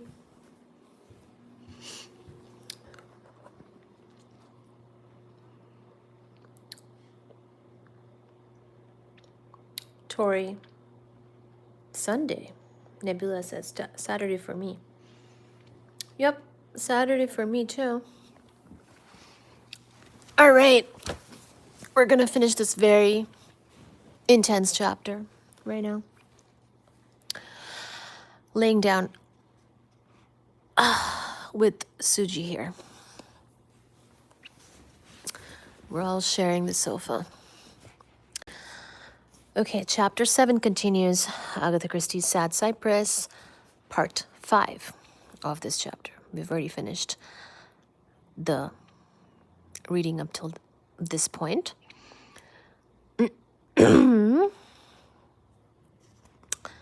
Peaceful day. Part 5, part 4. Turns out this is part 4. Sorry, we finished up to part 3 earlier of this chapter. This is part 4 of chapter 7, Sad Cypress, by Agatha Christie. Nurse Hopkins was in the pantry. She was wiping her face with a handkerchief. She looked up sharply as Eleanor entered. She said, "My word, it's hot in here." Eleanor answered mechanically, "Yes, the pantry faces south." Nurse Hopkins relieved her of the tray. "You let me wash up, Miss Carlyle. You're not looking quite the thing." Eleanor said, "Oh, I'm all right." She picked up a dishcloth. "I'll dry." Nurse Hopkins slipped off her cuffs.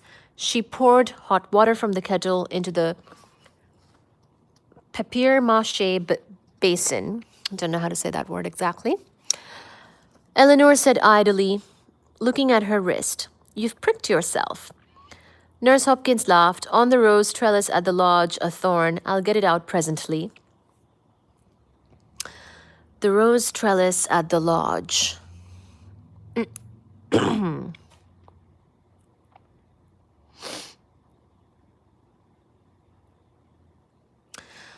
A thorn. I'll get it out presently. The rose trellis at the lodge. Memory poured in, waves over Eleanor. She and Roddy quarreling, the wars of the roses. She and Roddy quarreling and making it up. Lovely, laughing, happy days.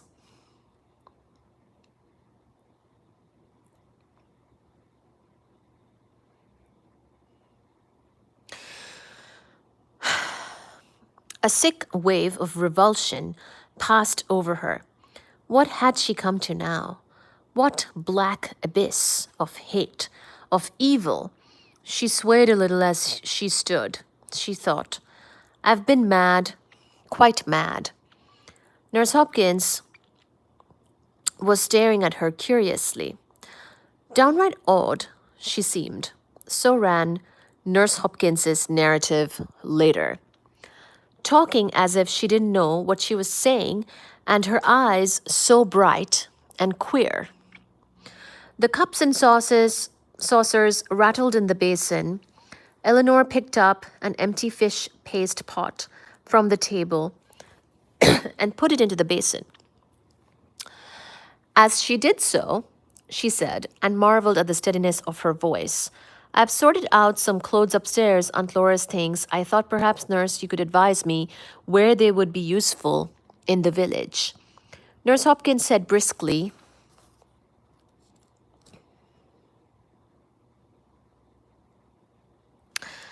"I will indeed. There's Mrs. Parkinson and old Nellie, and that poor creature who's not quite all there at Ivy Cottage. Be a godsend to them." She and Eleanor cleared up the pantry, then they went upstairs together. In Mrs. Wellman's room, clothes were folded in neat bundles. Underclothing, dresses, and certain articles of handsome clothing. Velvet tea gowns, a musquash coat. The latter, Eleanor explained, she thought of giving to Mrs. Bishop. Nurse Hopkins nodded assent. She noticed that Mrs. Wellman's sables were laid on the chest of drawers. Going to have them remodeled for herself, she thought to herself. She cast a look at the big tall boy. She wondered if Eleanor had found that photograph signed Louis and what she made of it, if so. Funny, she thought to herself, the way O'Brien's letter crossed mine. I never dreamt a thing like that could happen, her hitting on that photo just the day I wrote to her about Mrs. Slattery. She helped Eleanor sort through the clothing and volunteered to tie it up in separate bundles for the different families and see to their distribution herself. She said, I can be getting on with that while Mary goes down to the lodge and finishes up there. She's only got a box of papers to go through. Where is this girl, by the way? Did she go down to the lodge? Eleanor said, I left her in the morning room. Nurse Hopkins said she'd not be there all this time. She glanced at her watch. Why, it's nearly an hour we've been up here. She bustled down the stairs. Eleanor followed her. They went into the morning room. Nurse Hopkins exclaimed, Well, I never. She's fallen asleep. Mary Gerard was sitting in a big armchair by the window. She had dropped down a little in it. There was a queer sound in the room. Stertorous, labored breathing. Nurse Hopkins went across and shook the girl. Wake up, my dear, she broke off. She bent lower, pulled down an eyelid. Then she started shaking the girl in grim earnest. She turned on Eleanor. There was something menacing in her voice as she said, What's all this? Eleanor said, I don't know what you mean. Is she ill? Nurse Hopkins said, Where's the phone? Get hold of Dr. Lord as soon as you can. Eleanor said, What's the matter? The matter? The girl's ill. She's dying. Eleanor recoiled a step. Dying? Nurse Hopkins said, She's been poisoned. Her eyes, hard with suspicion, glared at Eleanor.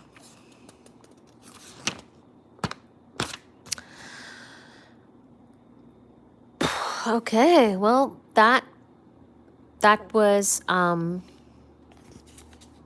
that. We're gonna start part 2 now.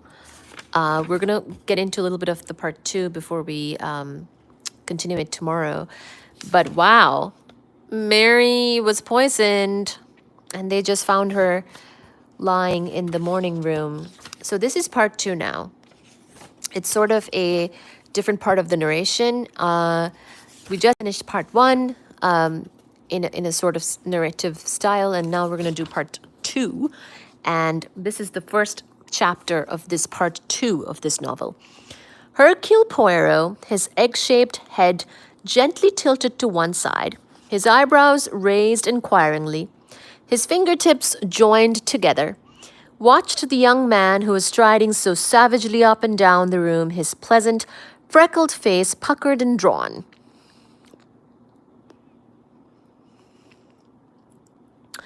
Hercule Poirot said, Eh bien, my friend, what is all this? Peter Lord stopped dead in his pacing. He said, Mr. Poirot, you're the only man in the world who can help me. I've heard Stillingfleet talk about you. He's told me what you did in that Benedict Farley case. How every mortal soul thought it was suicide and you showed that it was murder. Hercule Poirot said, Have you then a case of suicide among your patients about which you're not satisfied?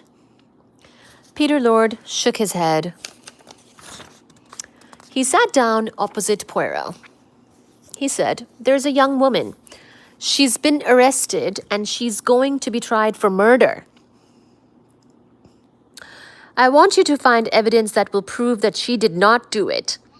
Poirot's eyebrows rose a little higher. Then he assumed a discreet and confidential manner.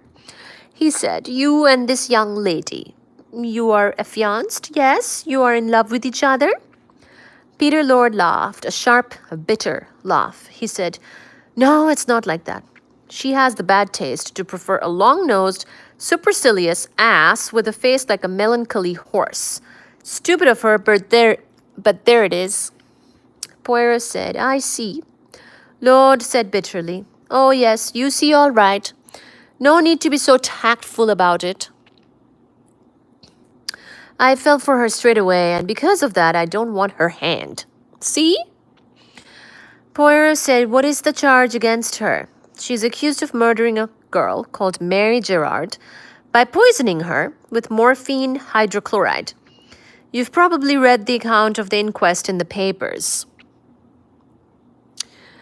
Poirot said. And the motive? Jealousy. And your opinion she didn't do it? No, of course not. Hercule Poirot looked at him thoughtfully for a moment or two. Then he said, What is it exactly that you want me to do to investigate this matter? I want you to get her off. I'm not a defending counsel, Moshe. I'll put it more clearly. I want you to find evidence that will enable her counsel to get her off. Hercule Poirot said,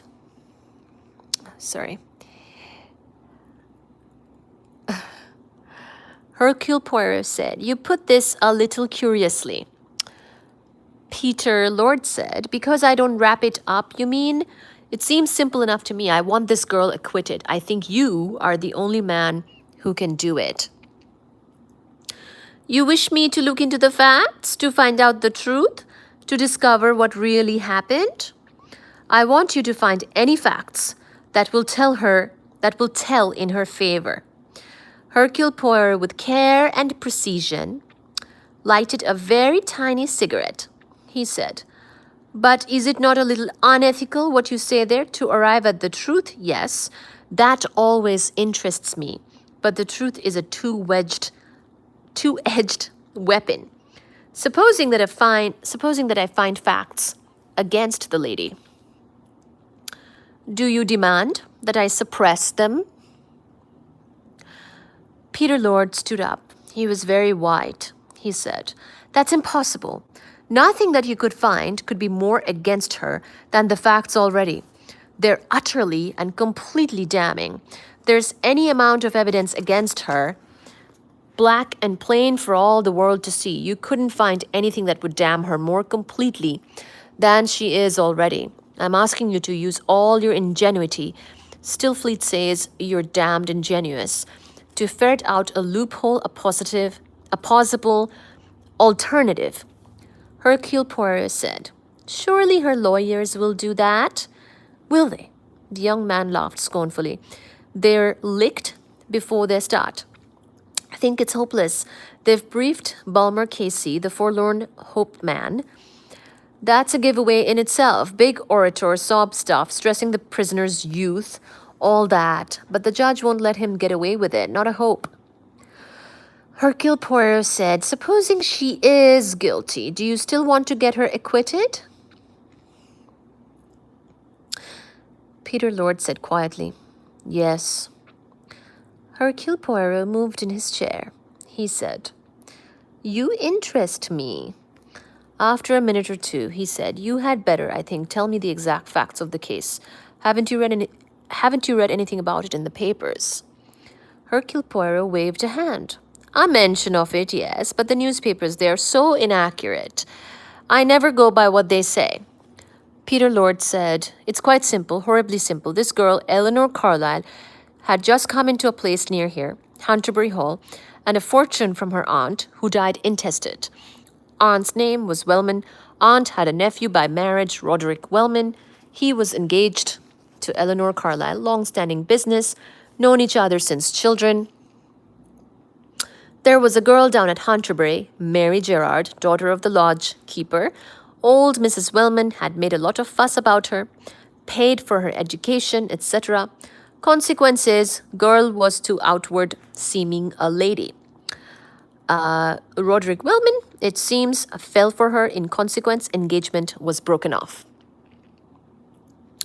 Now we come to the doings. Eleanor Carlyle put up the place for sale, and a man called Somerville bought it. Eleanor came down to clear out her aunt's personal possessions and so on. Mary Gerard, whose father had just died, was clearing out the lodge. That brings us to the morning of July 27th. Eleanor Carlyle was staying at the local pub. In the street, she met the former housekeeper, Mrs. Bishop. Mrs. Bishop suggested coming up to the house to help her. Eleanor refused, rather over-vehemently. Then she went into the grocer's shop and bought some fish paste, and there she made a remark about food poisoning. You see? Perfectly innocent thing to do, but of course it tells against her. She went up to the house, and about 1 o'clock she went down to the lodge, where Mary Gerard was busy with the district nurse, a nosy Parker of a woman called Hopkins, helping her, and told them that she made Some sandwiches ready up at the house. They came up to the house with her, ate sandwiches, and about an hour or so later, I was sent for and found Mary Gerard unconscious. Did all I could, but it was no good. Autopsy revealed large dose of morphine had been taken a short time previously, and the police found a scrap of a label with morphia hydrochlor on it, just where Eleanor Carlyle had been spreading the sandwiches. Let me read that again. They came up to the house with her, ate sandwiches, and about an hour or so later, I was sent for and found Mary Gerard unconscious. Did all I could, but it was no good. Autopsy revealed large dose of morphine had been taken a short time previously, and the police found a scrap of a label with morphia hydrochlor on it, just where Eleanor Carlyle had been spreading the sandwiches. What else did Mary Gerard eat or drink? She and the district nurse drank tea with the sandwiches. Nurse made it and Mary poured it out. Couldn't have been anything there. Of course, I understand council will make a song and dance about sandwiches. 2, saying all 3 ate them. Therefore, impossible to ensure that only one person should be poisoned. They said that in the Hearn case, you remember. Poirot nodded. He said, but actually, it's very simple. You make your pile of sandwiches. In one of them is the poison. You hand the plate. In our state of civilization, it is a foregone conclusion that the person to whom the plate is offered will take the sandwich that is nearest to them. I presume that Eleanor Carlyle handed the plate to Mary Gerard first? Exactly. Although the nurse, who was an older woman, was in the room. Yes. That does not look very good. It doesn't mean a thing, really. You don't stand on ceremony at a picnic lunch. Who cut the sandwiches? Eleanor Carlyle. Was there anyone else in the house? No one. Poirot shook his head. It is bad that. And the girl had nothing but the tea and the sandwiches? Nothing. Stomach contents tell us that. Poirot said, it is suggested that Eleanor Carlyle hoped the girl's death would be taken for food poisoning? Question mark. How did she propose to explain the fact that only one member of the party was affected?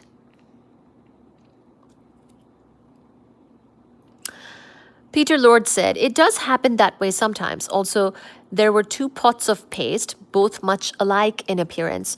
The idea would be that one pot was all right, and that by a coincidence, all the bad paste was eaten by Mary. An interesting study in the laws of probability, said Poirot. The mathematical chances against that happening would be high, I fancy. But another point, if food poisoning was to be suggested, why not choose a different poison? The symptoms...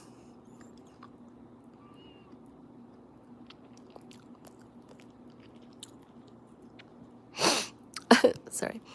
But another point, if food poisoning was to be suggested, why not choose a different poison? The symptoms of morphine are not in the least like those of food poisoning. Atropine surely would have been a better choice. Peter Lord said slowly. Yes, that's true. But there's something more. That damned district nurse swears she lost a tube of morphine. When? Oh, weeks earlier, the night old Mrs. Wellman died. The nurse says she left her case in the hall and found a tube of morphine missing in the morning. All bunkum, I believe. Probably smashed it at home sometime before and forgot about it. She has only remembered it since the death of Mary Gerard. Peter Lord said reluctantly, as a matter of fact, she did mention it at the time to the nurse on duty. Hercule Poirot was looking at Peter Lord with some interest. He said gently, I think, mon cher, there is something else, something that you have not yet told me. Peter Lord said, oh, well, I suppose you'd better have it all. They're applying for an exhumation order and going to dig up old Mrs. Wellman. Poirot said, eh bien? Peter Lord said, when they do, they'll probably find what they're looking for. Morphine. You knew that? Peter Lord, his face white, under the freckles, muttered, I suspected it. Hercule Poirot beat with his hand on the arm of his chair. He cried out, Mon Dieu, I do not understand you. You knew, when she died, that she had been murdered? Peter Lord shouted, Good Lord, no. I never dreamt of such a thing. I thought she'd taken it herself. Poirot sank back in his chair. Ah, you thought that. Of course I did. She talked to me about it. Asked me more than once if I couldn't finish her off. She hated illness, the helplessness of it, the what she called the indignity of lying there tended like a baby.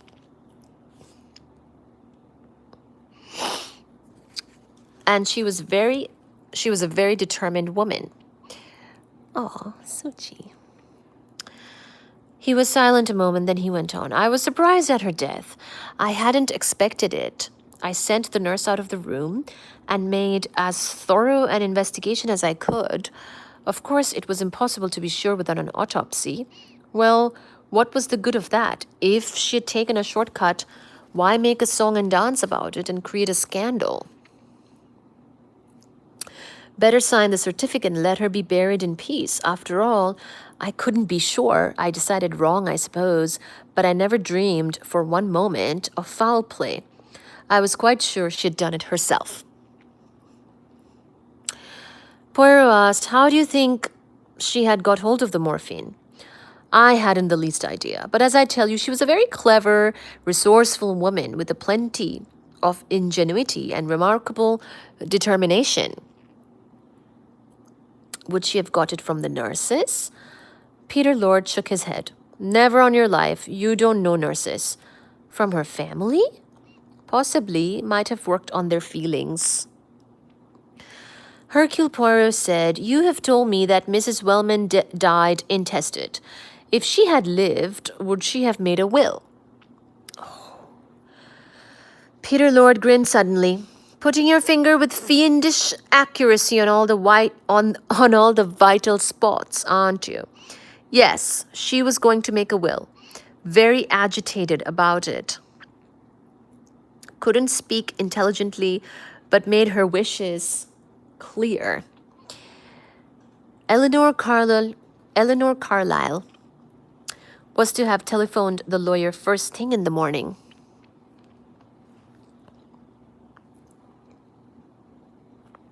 Hi, dog lover.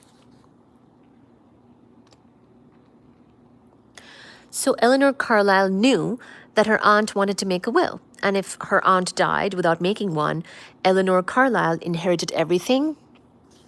Peter Lord said quickly, She didn't know that. She had no idea her aunt had never made a will. That, my friend, is what she says. Ah, Suji. She may have known. Look here, Poirot, are you the prosecuting counsel? At the moment, yes. I must know the full strength of the case against her. Could Eleanor Carlyle have taken the morphine from the Attache case? Yes. So could anyone else. Roderick Wellman, Nurse O'Brien, any of the servants, or Dr. Lord? Peter Lord's eyes opened wide. He said, Certainly, but what would be the idea? Mercy, perhaps? Peter Lord shook his head. Nothing doing there. You'll have to believe me. Hercule Poirot leaned back in his chair. He said, Let us entertain a supposition. Let us say that Eleanor Carlyle did take that morphine from the Attache case and did administer it to her aunt. Was anything said about the loss of the morphine? Not to the household. The two nurses kept it to themselves. Poirot said, What, in your opinion, will be the action of the Crown? You mean if they find morphine in Mrs. Wellman's body? Yes, Peter said grimly. It's possible that if Eleanor is acquitted of the present charge, she will be rearrested and charged with the murder of her aunt. Poirot said thoughtfully, The motives are different. That is to say, In the case of Mrs. Wellman, the motive would have been to gain, whereas in the case of Mary Gerard, the motive is supposed to be jealousy. That's right. Poirot said, what line does the defense propose to take? Peter Lord said, Bulmer proposes to take the line that there was no motive.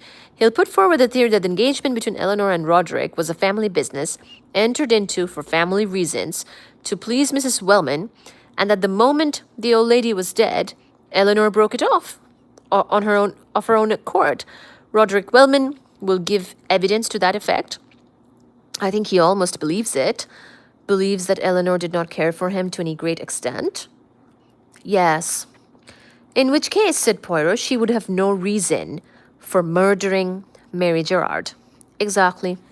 But in that case, who did murder Mary Gerard? As you say. Poirot shook his head. C'est difficile. Peter Lord said vehemently, that's just it. If she didn't, who did? There's the tea, but both Nurse Hopkins and Mary drank that. The defense will try to suggest that Mary Gerard took the morphine herself after the other two had left the room, that she committed suicide, in fact. Had she any reason for committing suicide? None whatever. Was she of a suicidal type? No. Poirot said, what was she like, this Mary Gerard?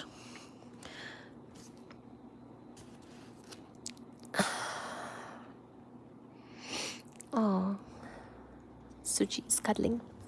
She's so snuggle. She's so snuggly. Peter Lord considered. She was a nice kid. Yes, definitely a nice kid. Poirot sighed. He murmured, this Roderick Wellman, did he fall in love with her because she was a nice kid?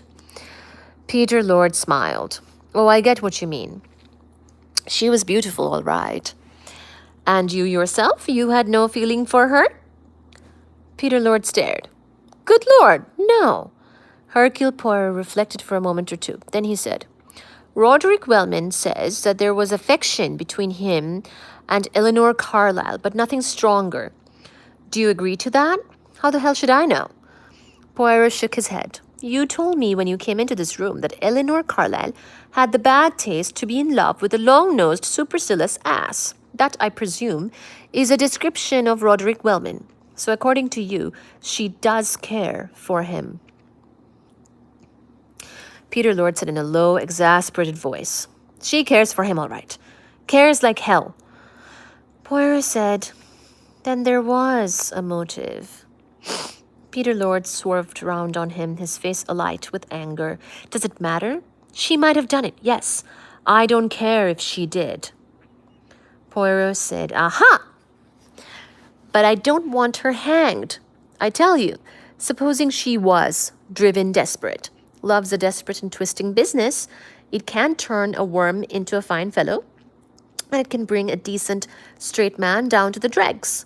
Suppose she did do it. Haven't you got any pity? Hercule Poirot said, I do not approve of murder. Peter Lord stared at him, looked away, stared again, and finally burst out laughing. Of all the things to say, so prim and smug, too. Who's asking you to approve? I'm not asking you to tell lies. Truth's truth, isn't it? If you find something that tells in an accused person's favor, you wouldn't be inclined to suppress it because she's guilty, would you? Certainly not. Then why the hell can't you do what I ask you? Hercule Poirot said, my friend, I'm perfectly prepared to do so. So that was the first chapter of this part. We're on the second part of the book, and we just finished this first chapter with Hercule Poirot and Peter Lord talking, and we're actually on page number 123. So that's that. I think we'll pick up from chapter 2 tomorrow. We'll make some good progress tomorrow. I'll make sure to charge the phone ahead of time. It's gotten really juicy.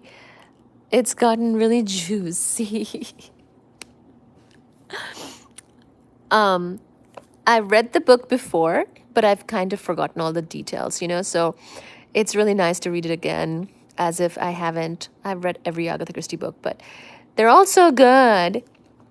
I'm kind of glad that Peter went to Hercule Poirot. Of course, he's a great detective, and we will see if he's able to help with this case or not. But the next chapter picks up between them again, Peter Lord and Poirot, conversing some more. Poirot is really funny, so I think we'll have a lot of fun reading about the following happenings in this book. So yeah, thank you so much for joining. We'll hang out for a bit, but we'll pick up the book where we left off today, which is chapter 2 of the second part of the book.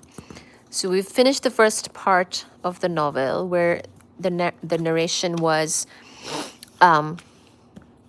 sort of showing the perspective of Eleanor and all the things happening with her and the house and the nurses and Mary and everything. And then Mary died.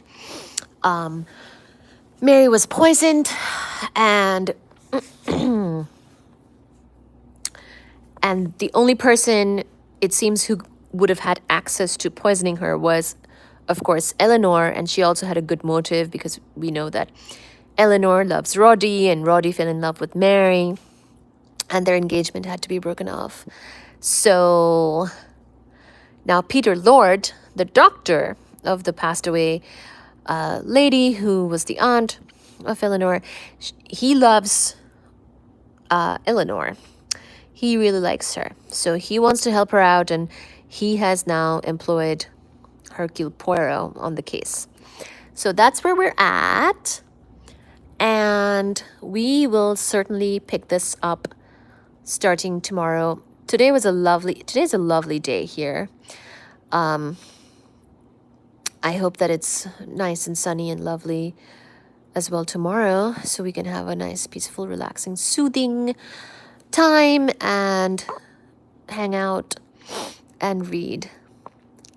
Hi Maso Sado, says Kitty-o. Yes. And sorry I'm not able to read the name before then, but thank you so much for the emojis. Thank you to you as well. Lots of love.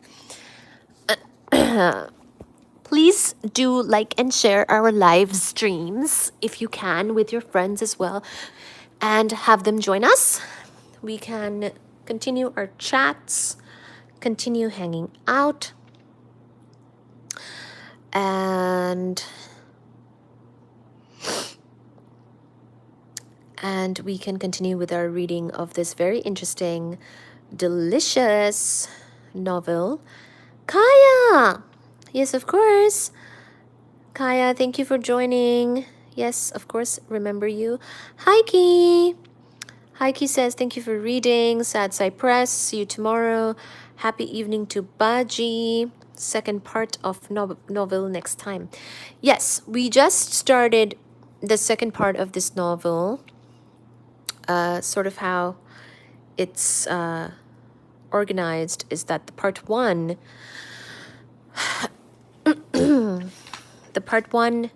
is done, and the part one is where Mary was still alive. That's how it's organized. And Eleanor, it was showing sort of the perspective of Eleanor going about her business, and Mary, see, there's this blank page. Mary was still alive, but then Mary was poisoned. That was the end of that part one. She's been poisoned. Oh gosh. Then there is this blank page. Then there's part two. And we just started part two, and we read the first chapter of part two already. So we'll be on the second chapter of part two. Madeline! Hi! Hello. Hello, Madeline. How are you? My phone is on 6% battery. but I will use the last few minutes to catch up and say hi. Hi. Lexi is doing fine. Hi, Tori. Thank you so much for joining, Tori. Thank you for saying hi, Madeline. So we finished this first chapter, which is Peter Lord pleading with Hercule Poirot to help him with Eleanor's case, where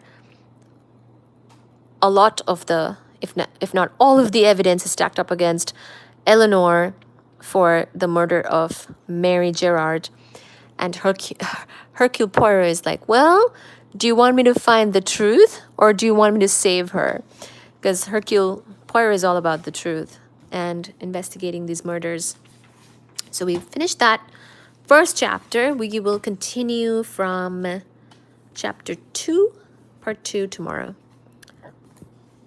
Okay?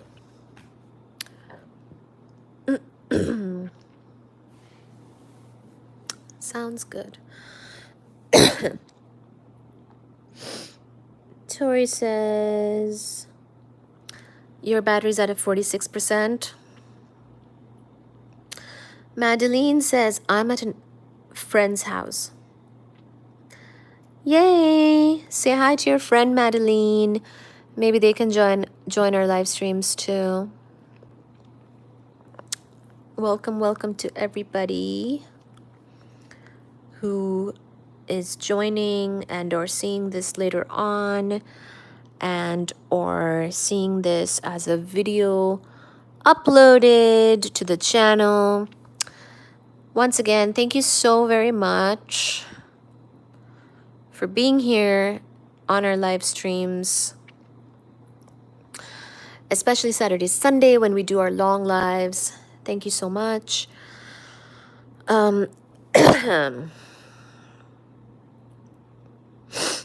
See you again tomorrow. And we'll continue the book. Madeline says, I'm at a friend's house. Her name is Mia. Mia! Hello, Mia. Nice to meet you, Mia. Please join our live streams as well as Madeline. Nice to meet all our new friends today, as well as see our old friends and VIP guests. Thank you for being here. So yeah, we'll do another one of these longer lives tomorrow and continue reading the book. And we will show the kitty cats and read from the book. Continue it. And we've also been going live for shorter times during the week. So thank you everyone so much. Once again, I'll share the live, and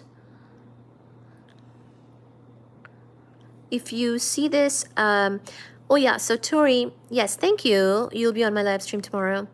If someone could please timestamp the live stream video after it gets uploaded on to the channel under live, that would be amazing. I'll try to timestamp it myself as well, but if someone wants to volunteer and do that, that would be amazing. Much appreciate your help. Tori, see you tomorrow. Everyone, see you tomorrow. See you at our live tomorrow.